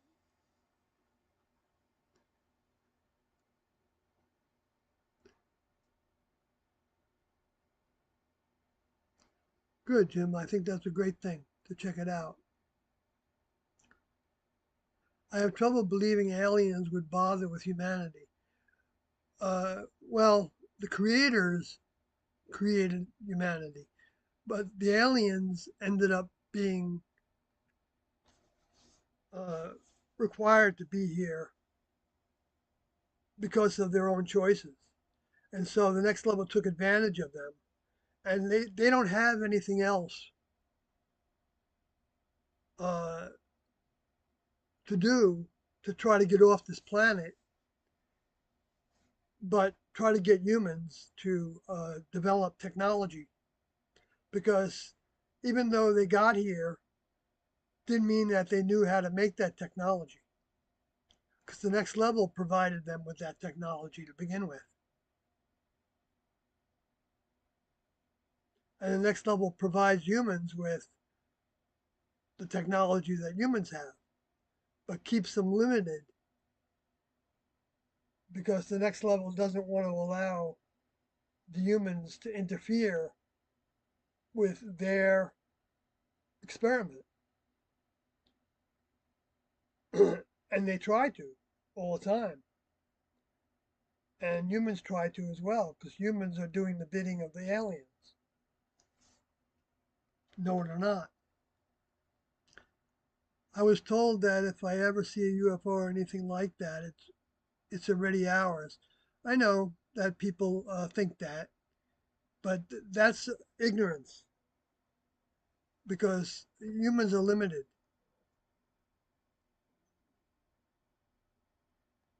I know I've heard that. They say, "Oh, it's 40 years behind time." But see the fallacy in that, in the logic of that, to me, one of the fallacies is is that look at how long it took to get to certain technologies, right?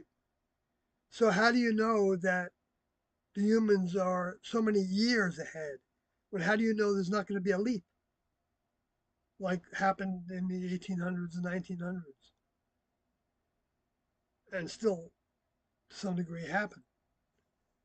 So, so making it into a a matter of like whenever humans say that, oh, by this year, in the next 20 years, we'll be able to do this and this and this and this, because they're basing it on how things progressed in the past, but they don't know when they're going to reach a stumbling block, and they're not going to be able to get any further because the next level didn't give them that information.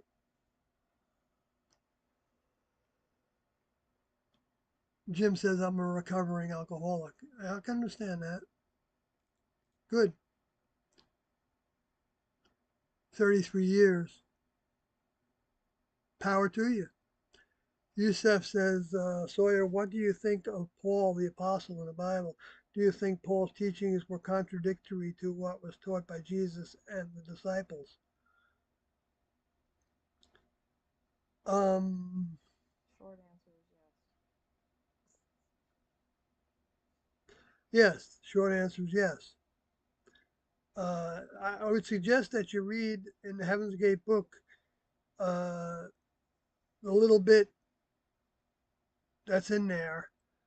Um, and if you download the text of the book and then you search on Paul, you'll find a number of places where Paul's talked about. And he's talked about in other places too. He didn't have everything wrong, but he had a lot wrong.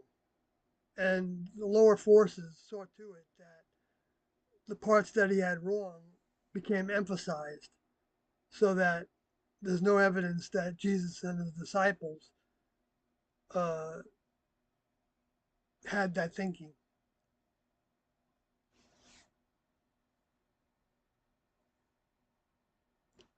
Yeah, I mean, like the way that he says, talks down about people that, males that were effeminate, regardless of what the next level thinks about that, it's not something that had to become what it became for many Christians to where they look down on people that are acting effeminate.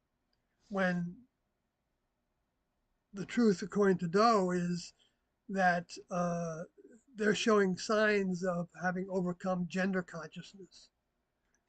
But then there's, the whole question of sexual consciousness, that people that have overcome a certain amount of gender consciousness have not, are not necessarily showing. And also, even though if you're showing a certain amount of overcoming of gender consciousness, you're you don't know what can trigger that consciousness to come about again. And so, so even somebody that's effeminate in that terminology uh, hasn't necessarily even overcome all their gender consciousness. They just maybe haven't been faced with it. John S. says, was Junodi a personal helper or Doe of Doe like Jan Odie and Liv Odie? Seemed like Junodi was a very respected and high-ranking class member. Yeah, well, we didn't think of ourselves as high-ranking anybody, even though sometimes we had tasks of overseer or group coordinator or of different departments and helpers. Jan Odie and Liv Odie were the most consistent helpers of Doe especially after T left, because Doe needed, well, he didn't have his older member check partner with him, and so. But June Odie did serve in that capacity, like Jan Odie and Liv Odie, for a short period of time, maybe even on two different occasions, with with some time in between. And it was difficult for Junodi. I know that as a fact. That when she did serve in that capacity with Doe, and then she didn't have that task anymore, she was challenged with thinking that she had failed in that task, or she would have been kept in that task. And and that wasn't the case. Badeau went by his own instructions and feelings in terms of assignments to different tasks.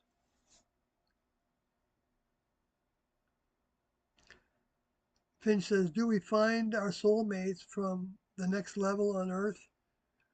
Uh, as far as I know, there aren't any soulmates according to the next level, according to T and Do, on Earth. There are no individuals that we're meant to find and be with. Sure, there are individuals that we get together with that we can work very well with and learn a lot from and with, and but it's not what's been called a soulmate. That's a new age terminology that doesn't make any sense from what I understand from from T and Do.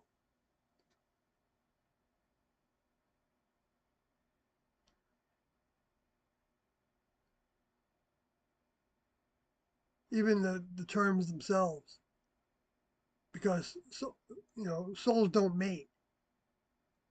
Uh, they don't produce offspring together. A soul doesn't need anybody else but a connection with their older member. So if they're mating with anybody, they're mating with their older member, but it's not a mating like humans, animals do it. It's a mating of like a mind merge in a sense, but not exactly like Spock did, because you don't just trans. It doesn't just transfer to you. You have to draw it into you. You have to drag it into your own mind from the older members. I mean, not drag it, but thirst for it. You have to desire it. You have to want to know it. You have to be open to it. You have to go after it. You have to like study their information. Now, that's the only way to get those mind into your vehicle, into your soul. And every human doesn't have a soul anyway, but every human can have a soul if they show the next level that they are of a mind to want it. And one of the ways they can want it is by being curious about Tino's information that they left behind for us. Jim says, "Thanks, I'll mellow out." You're welcome. There's a time and a place. I mean, there's enough stresses in this world, and there's going to be times when you're going to be stressed. And that meditation, I think, is you can do that anytime. You can do it while you're walking down the road. You can do it while you're driving in a car. You don't want to zone out. You don't want to close your eyes. You don't have to close your eyes when you do that exercise. Although it's good to practice it that way so that you don't have distractions. But I know for a fact that you can do that while fully aware of your surroundings. And you wouldn't be having other thoughts. You wouldn't be thinking about, what you're going to do later, what you're going to eat, what you did when you were 16 years old. You wouldn't be doing any of that. You'd be calming your mind so that you weren't. That's what people talk about meditation, and there's a value to meditation.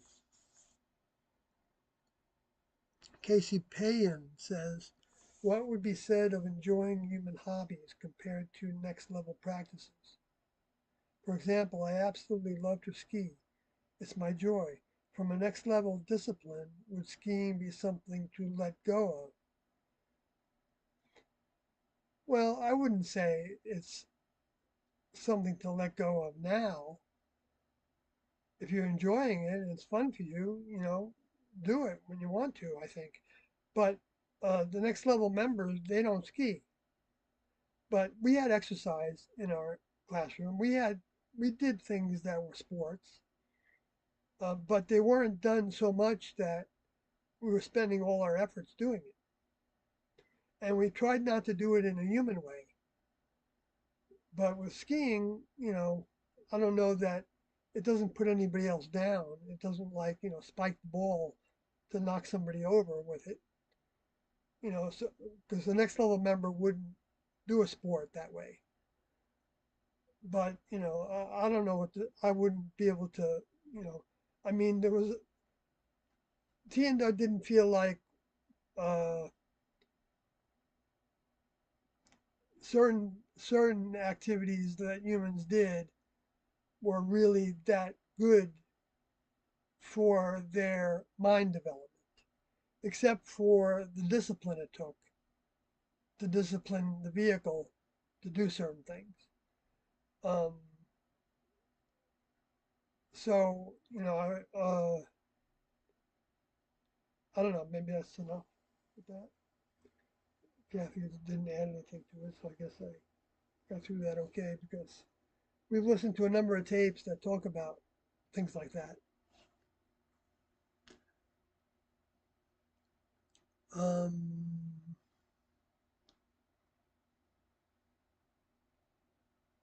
what were the ultimate plans for the bunker facility in New Mexico with all of the tires for the class? Why did they stop building it and what became of it?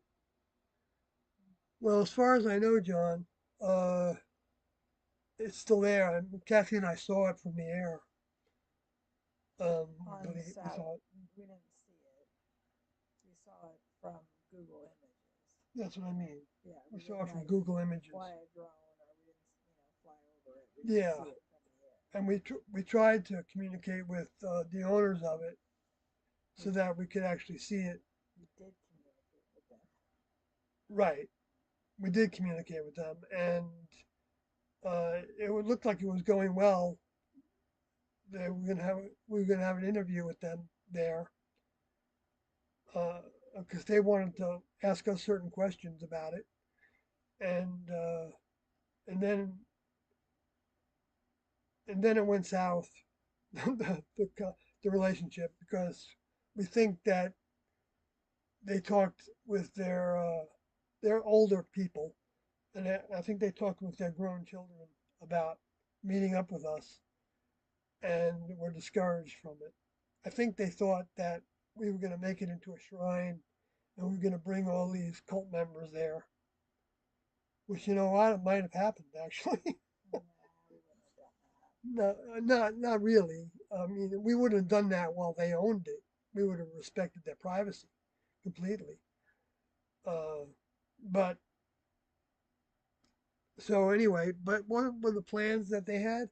Well, I don't know exactly, but I feel like Doe had instructions to go to that area and build that facility to the degree that he did.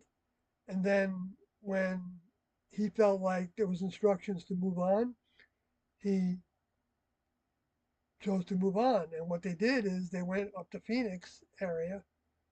I don't know exactly what township they were in, and they began to write the book and build the website. And then when they were just about finished with that and they published the website, they scooted over to Rancho Santa Fe to exit, which that whole time they had known that they were planning to exit in a certain way, and they were preparing for that the whole time. And there were certain students that uh, were still there with them, but weren't ready, like Rio. And Rio admitted in his book that he wasn't gonna, he never, he joined knowing that he wasn't gonna exit like that. And but he wanted to stay to the last minute, and so he stayed till some weeks before they actually left. Um, but they thought of it as a fortress, uh, and they built, I think, well, the plans for it was like a guard tower. It had because they did think in terms of whether they would leave their vehicles because of the government. They thought that might have been a possibility. They also thought that they might leave their vehicles by disease or by being in an accident. one by one, even, or some. So Doe considered all the ways that um, there were to leave the vehicle. And they also thought that it was possible that they could be picked up with their vehicles, and even preferred that method over all the other methods. And all those possibilities, I think, were possibilities. But ultimately, they wanted to leave by what Doe had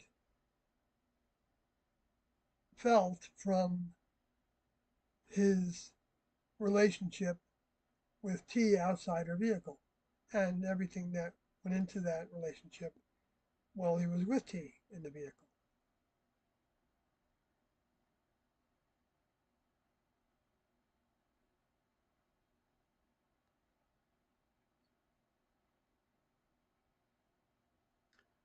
So is it possible to find an older member?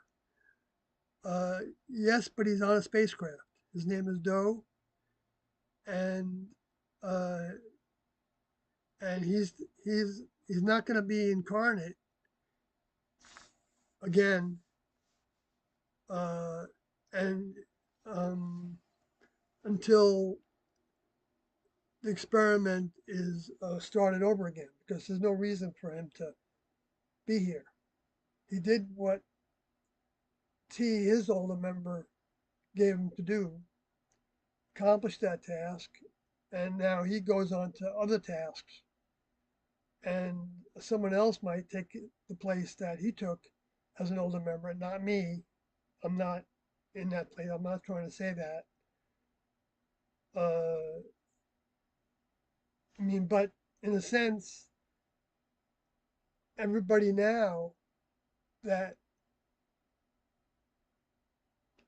that recognizes Doe as their older member and tries to draw in all his mind from everything they can get from the written material and the videos and the audios, and they take that all in and want to perform the task of getting that information out to others through their own way of saying it or by sending it to people, however that takes place, because it is a personal experience of giving the information to people. Standing up for T and No is something that uh, is a personal experience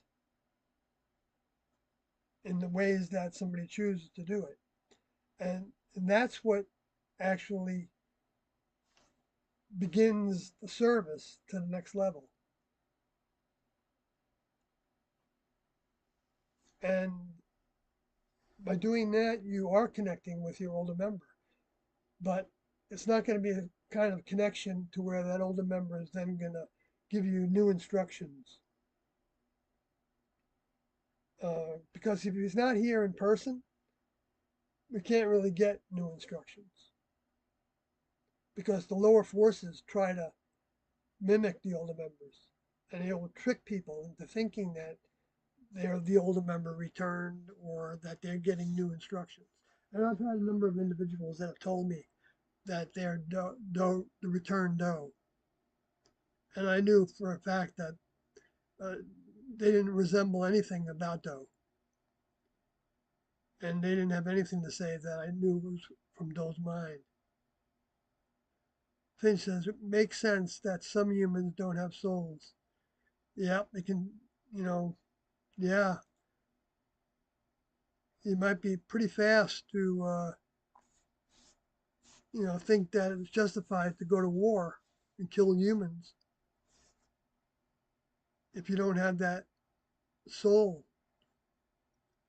But even the program of recognition that there's a real, uh, there are real creators is in all the genes, but it gets very buried to where it's like a tiny, tiny voice at best, and it's probably a voice that the individual has learned to or sought to ignore completely. until it's not even a voice anymore. Youssef says, I believe Paul wasn't truthful also because Paul taught the concept of the Trinity. But when I read the words of Jesus himself, I don't think he ever taught the Trinity. Neither did the brother of Jesus. Well, I believe the idea of the Trinity has to do with the fact that there's older members of the next level and younger members of the next level, and that what they have in common is the holy mind, the mind that goes through all of them, all members of the next level, and goes to the students potentially as well. And it's all in degrees. It's not like you have it all. You don't ever have it all because everybody in the next level is growing.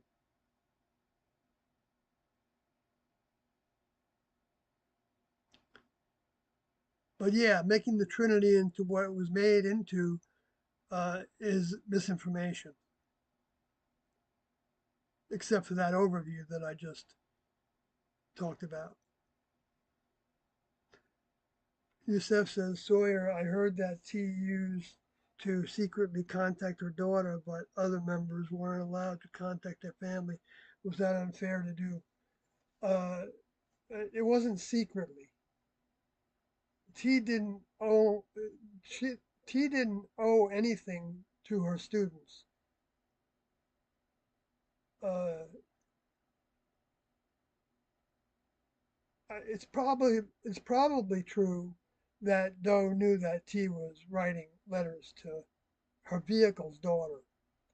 T was not the same person that was the mother of the daughter Terry, because T had outgrown that part of the vehicle.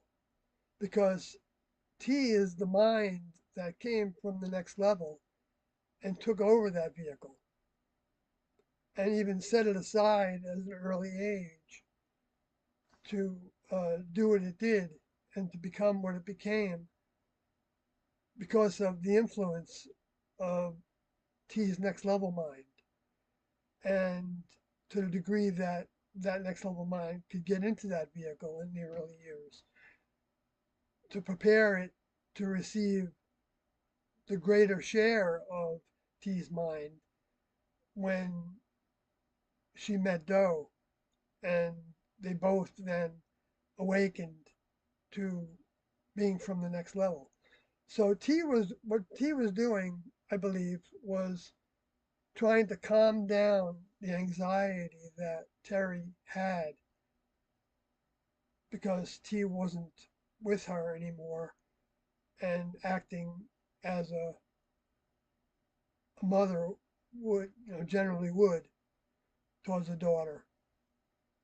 But T stayed in touch with her because she left her before she was 18, I think, and then she had some communication with her for the years after that by letters.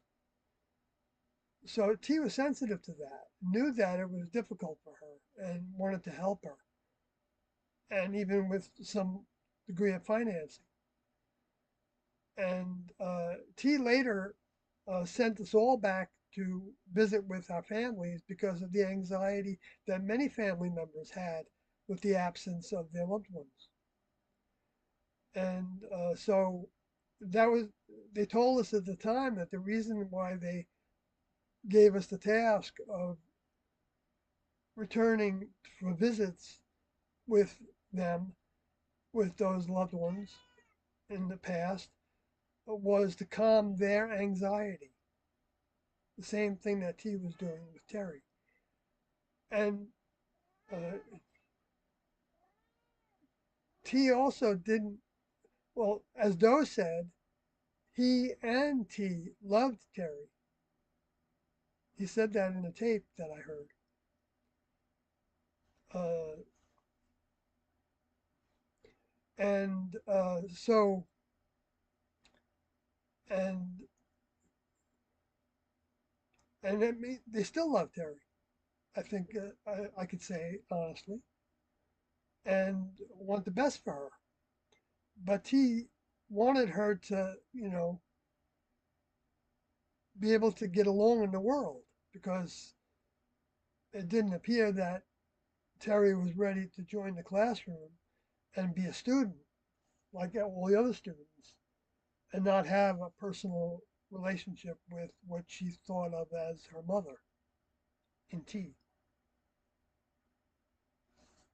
Because there were individuals that joined that discontinued that kind of familial human relationship.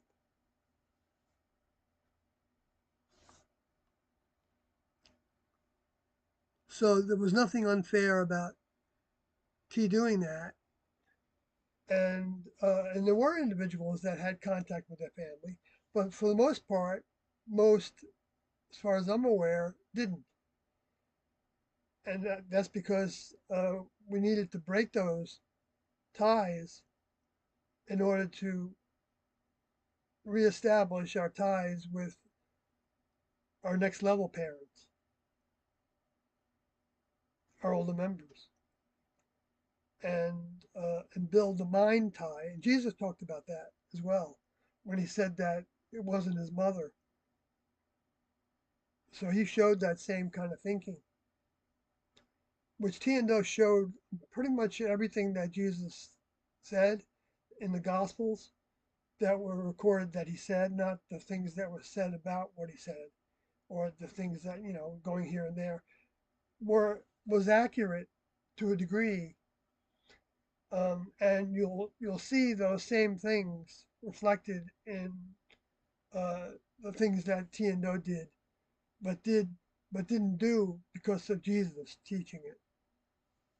They did it because they knew the reason for it and the way to put it into effect at this time, because they were bringing updates. And Jesus talked about that he was going to bring updated information when he came back. So, and he said he was going to come back with his father, actually, in John 14:23, I think it is. And that became the two witnesses, and also the revelation woman and man, Revelation 12. So, did you know Chuck Shamrock, who discovered the Hale-Bopp companion and discussed on Art Bell show, had to go into hiding after the class exited their vehicles? No, I didn't know him. Chuck Humphrey. He's just saying the name wrong. Oh,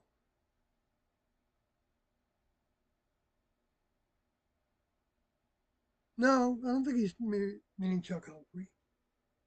It's Chuck Shamrock, Oh. who, yes, he was an amateur astronomer that first, I think, talked about companion object. Well, there were quite a few people actually that were using binoculars and small telescopes to that recognized that there was a companion object with it before it went behind the sun and came out, and then there was no sign of a companion object except for the fact that it had three tails, and scientists said it had a dual nucleus. So maybe that companion object became part of whatever was in the nucleus of what we are calling the Hale-Bopp comet.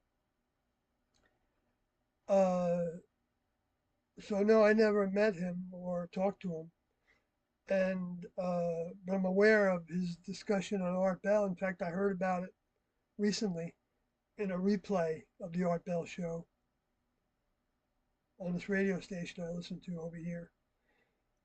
Because Coast to Coast does that. They replay some of Art Bell's broadcasts. Um, yeah, I don't know much about how he went into hiding. I do know that uh, the Art Bell show that became Coast to Coast stayed away from this whole subject because they were afraid that it was going to stimulate copycat suicides. and they were talking about, that there were going to be people gathering in the Southwest. Well, Doe left the door open to exiting in that way by going into the Southwest for a short period of time. That door would be open. We don't know for a fact that that door is closed, but it certainly appears to be because uh, we also know that we need to have these vehicles in order to learn lessons. And so I suspect that the ones that were ready to leave did at that time, like Rick Odie and Just Odie and Gab Odie and um, Oscar Odie.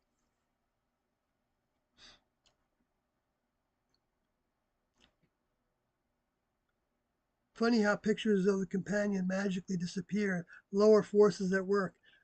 Yes, I agree with you. And I don't know if the next level was also in favor of keeping that as a mystery, because the next level has a type of cover up as well. However, I did want to get to these other pictures that show that companion object, I believe. Are you hungry? But I'm getting hungry, so I may have to save that for another time. Do you keep in contact with Tiendo's children? Well, I'm just going to be, exact the way I like to talk about this because it's more accurate, I believe. And that Tiendo don't have any children except for their students that graduated, and anybody now that serves them would be considered to be their children.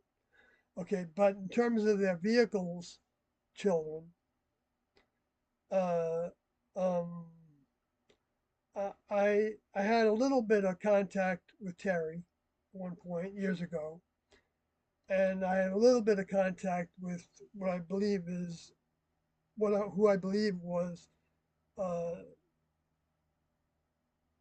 one of those children vehicles children. Um, because I think he's got a Facebook page. I don't want to put his name out there because I don't want to, I'm not interested in. Best I know that he and Terry uh, are both born again Christians that think that Doe got off track. I don't know if they think that T got off track too, but I don't. And that's the way I understood that they thought about it some time ago. And I don't know if they've changed their mind about it. Anything's possible. And and I'm not looking for new believers. I mean, if if they show up to talk to me, that's great. I'm always glad to talk to people, and I would talk to them anytime. When I spoke to Terry about tea, it didn't seem like she put much value in what I was saying, but maybe I didn't present myself right. I don't know in the best way that I could have. So I have a fondness for Terry because of you know she grew up with T's with T's vehicle and part of T's mind, and it's a big challenge for her, I'm sure. And I feel that same kind of fondness for those, but I've never expressed that to them, or I never, that doesn't mean anything. You know, I feel fond of everybody that grows towards T and Do's mind. It's just, but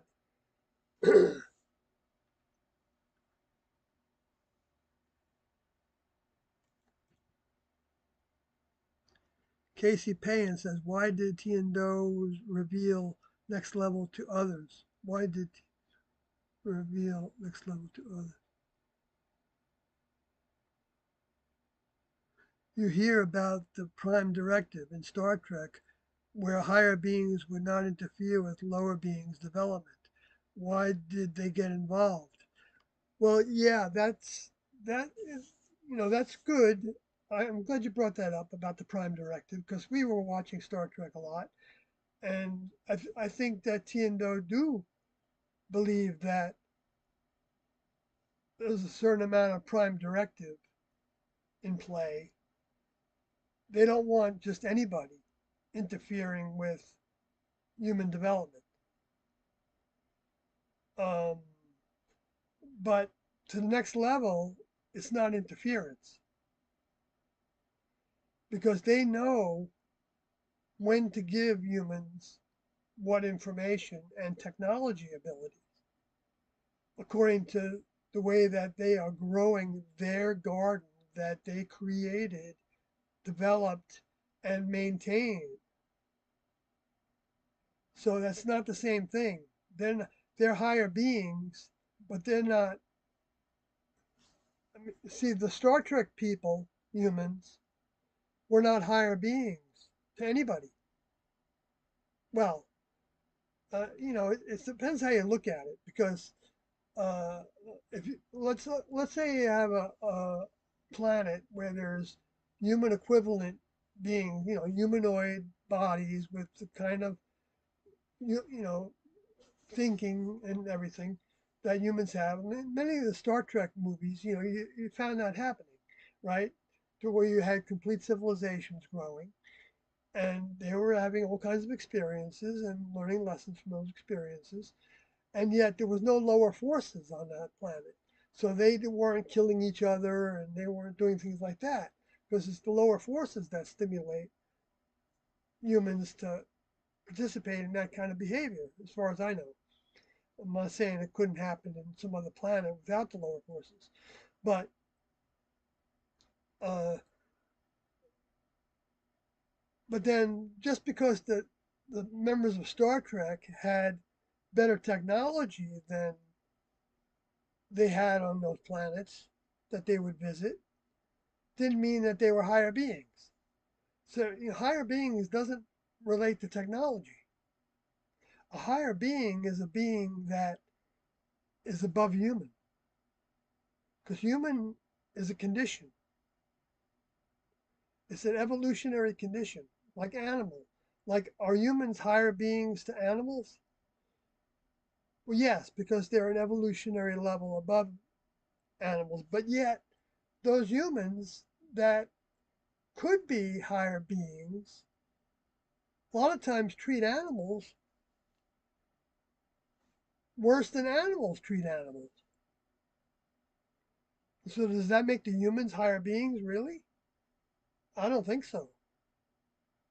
I think if the humans respected the lives of those animals, they wouldn't do certain things to animals. Now, I don't know exactly what those things would be because I don't remember Tino talking about it. But maybe if I keep listening to the tapes, we'll hear them talking about this perspective that I'm talking about right now. Because it didn't register if they talked about it while I was in the meetings. Because there's a lot of things that they talked about that didn't stay with me very well.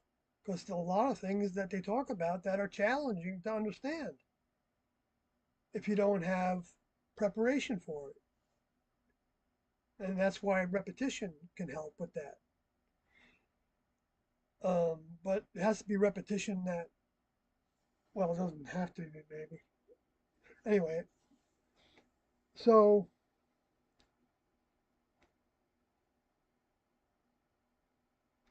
the next level revealed the next level to the reality to the human kingdom because it was time for certain members of the human kingdom to receive a big dose of reality.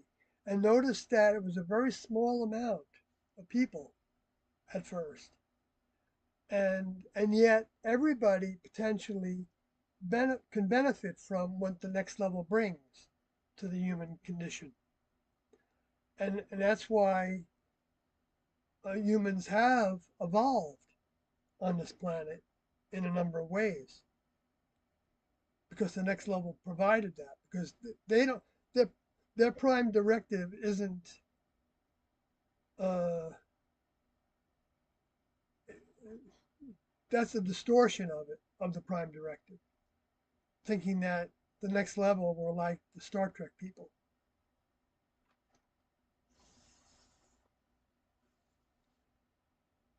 That's the only way I think I don't know if I can answer that better. What do you think? Oh, you're not tuned into what you're doing. Okay, I mean, I Chris. was listening to you, No, it's but all right. it doesn't matter what I think. It doesn't matter. You've listened to a lot of the tapes. Yeah. You know, you know a lot about T and O, and you've got your own connection with them. So you can, but it's okay. Human means filth in Latin. Really? I didn't know that. Also known as clay, dirt. Oh, I see. Yeah, from the dust of the earth, right? Was created. Well, Adam was raised up from. Well, see, the next level grows physical bodies from the elements, but they do so like on a vine in next level laboratories. They don't have male and female, getting together and having intercourse and doing all that because that's beneath them. It's just not their society doesn't have animal behavior. Just like humans shouldn't have a lot of the animal behavior. But it's even a bigger gap, I think, between human and next level. So, uh, so yeah, in a sense, humans are dirty compared to the next level. But it's the experience of digging in the dirt, so to speak, that when receiving next level ideas and mind, humans learn to crawl out of that dirt. And so, in a sense, you can see the evolution of, not living in the dirt is literal, where people have nice homes and they keep them clean and they shower every couple of days or whatever, or every day, or whatever. And and that's an evolution, staying clean and trying to eat better foods and clean up their diet. So that's all part of the evolution that the next level brings to the human kingdom when they come in contact, come at closer range to the humans. And they put a certain amount of that in the atmosphere of the planet for humans to choose to pull on when the older members aren't here. Casey says, okay, yeah, I think a good takeaway from you tonight is to check out more of the audio tapes. I have them bookmarked. Thanks. You're welcome. I'm glad that's a good takeaway from this live stream. I couldn't ask for more. Not that I'm asking people to do that. I'm saying, from my own sense of value of these live streams, I think that's beautiful. So with that said, I guess I'm not going to get to the other parts of this. So this is going to be a comet 1, 2, 3, 4, 5, 10. Maybe until the last one comes in April 6th. Yeah, well, I don't know. Maybe there'll probably be some more after that because the next level has all kinds of stages of development in the human kingdom still in store because they're working with people on a real time basis. Okay, baby. Okay, baby. Yeah, Who said that to you? me said it to me.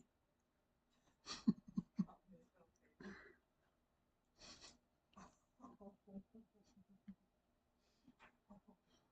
All right, good night, folks.